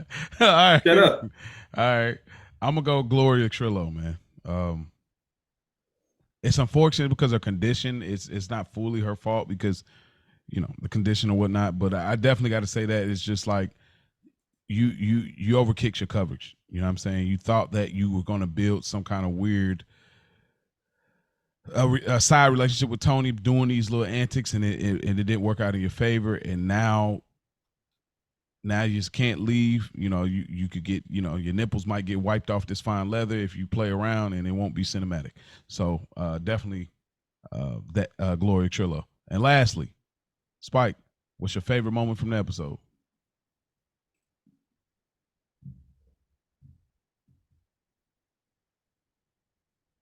The conversation with Ralphie and Tony. That was great. I love when we as viewers get to see conversations with two characters that we're accustomed to, that we know what they're saying isn't necessarily how they're feeling. And Tony and Ralphie, they navigated that situation perfectly in the sense of, I can't act like he told me to do this, or I can't act like this was initiative from higher ups. Those two have those conversations where I'm saying one thing, but I mean another thing. That was great. Nice. About you, Rich, what's your favorite moment of the episode? Same scene. Chris and Tony, right afterwards at the doctor's office, was a close second. No. Ralphie and Tony is my favorite scene. I was going to say Chris and Tony was a close second. I think what really separated outside of everything Spike just said was the very end of it. Him pulling that gun out and playing dumb. Like, you know how I know Jackie got this gun, but I'm not going to tell you. I'm going to blame it on Jackie being a dumb kid. You know what I mean? I'm giving you just enough rope to hang yourself with. And now I'm putting all this in your hands. That tied the knot on it, but or tied the bow on it, should I say? But absolutely, that scene is because us as viewers, you got to think it's hard when you kind of get jaded because we've seen this series through and through. But as a first time watch, like, what the fuck is about to happen to Jackie Jr.? Like, how does this conversation help me with what's going to happen next week? Like, that was a big deal and a big moment. I was gonna go with it's a super underrated, but like me and Spike on the Christmas episode, how we loved an underrated scene of Carmela just watching the tree. Like, even though there's a lot of other stuff, but I'm gonna go with the Patsy in the car, man. Like, how's this for standard operation? You know what I'm saying? Shut the up. You know what I mean? Like he was very calm, the slow pacing. Hey, look, I get all of that, but you won't see Tony Soprano again. The last face of the B will be me. It won't be cinematic. It won't be cinematic. It won't be nothing dramatic. Like, it's not gonna be this grandioso romantic thing that you think it's gonna be. This shit ain't the movies. It ain't that, bro. Blow your brains out. This shit gonna be end of it. I promise you, that's the end of this whole thing. You know, so definitely got to go with the Patsy. I just made a clip on one of my Soprano pages, but that is our episode, man. We really greatly appreciate y'all, supporters of ours. You know, the only black. And this is how you get 2 hours out of a 53-minute episode. Come on. That exactly. Wrap it all up at the end. That person in the ass. This is how you do it. This is how you do it. In at the end. There's theories, side conversations, there's plots, there's so many things that we do here at Good Earners. We thank y'all for listening.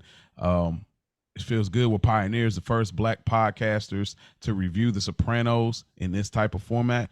Thank y'all for tuning in. We're on YouTube. We're on Apple, Spotify. Go follow us on Instagram, GoodEarnerPod_Sopranos. Email us, goodearnerpod@gmail.com. Leave a comment, rate, subscribe, all that good stuff. We need it. We want this thing to go up. We got a few things coming up here real soon, but we will bring y'all into the loop of what Good Earners is going to look like in the next few coming weeks on the next episode. But in the meantime, remember, don't forget about it.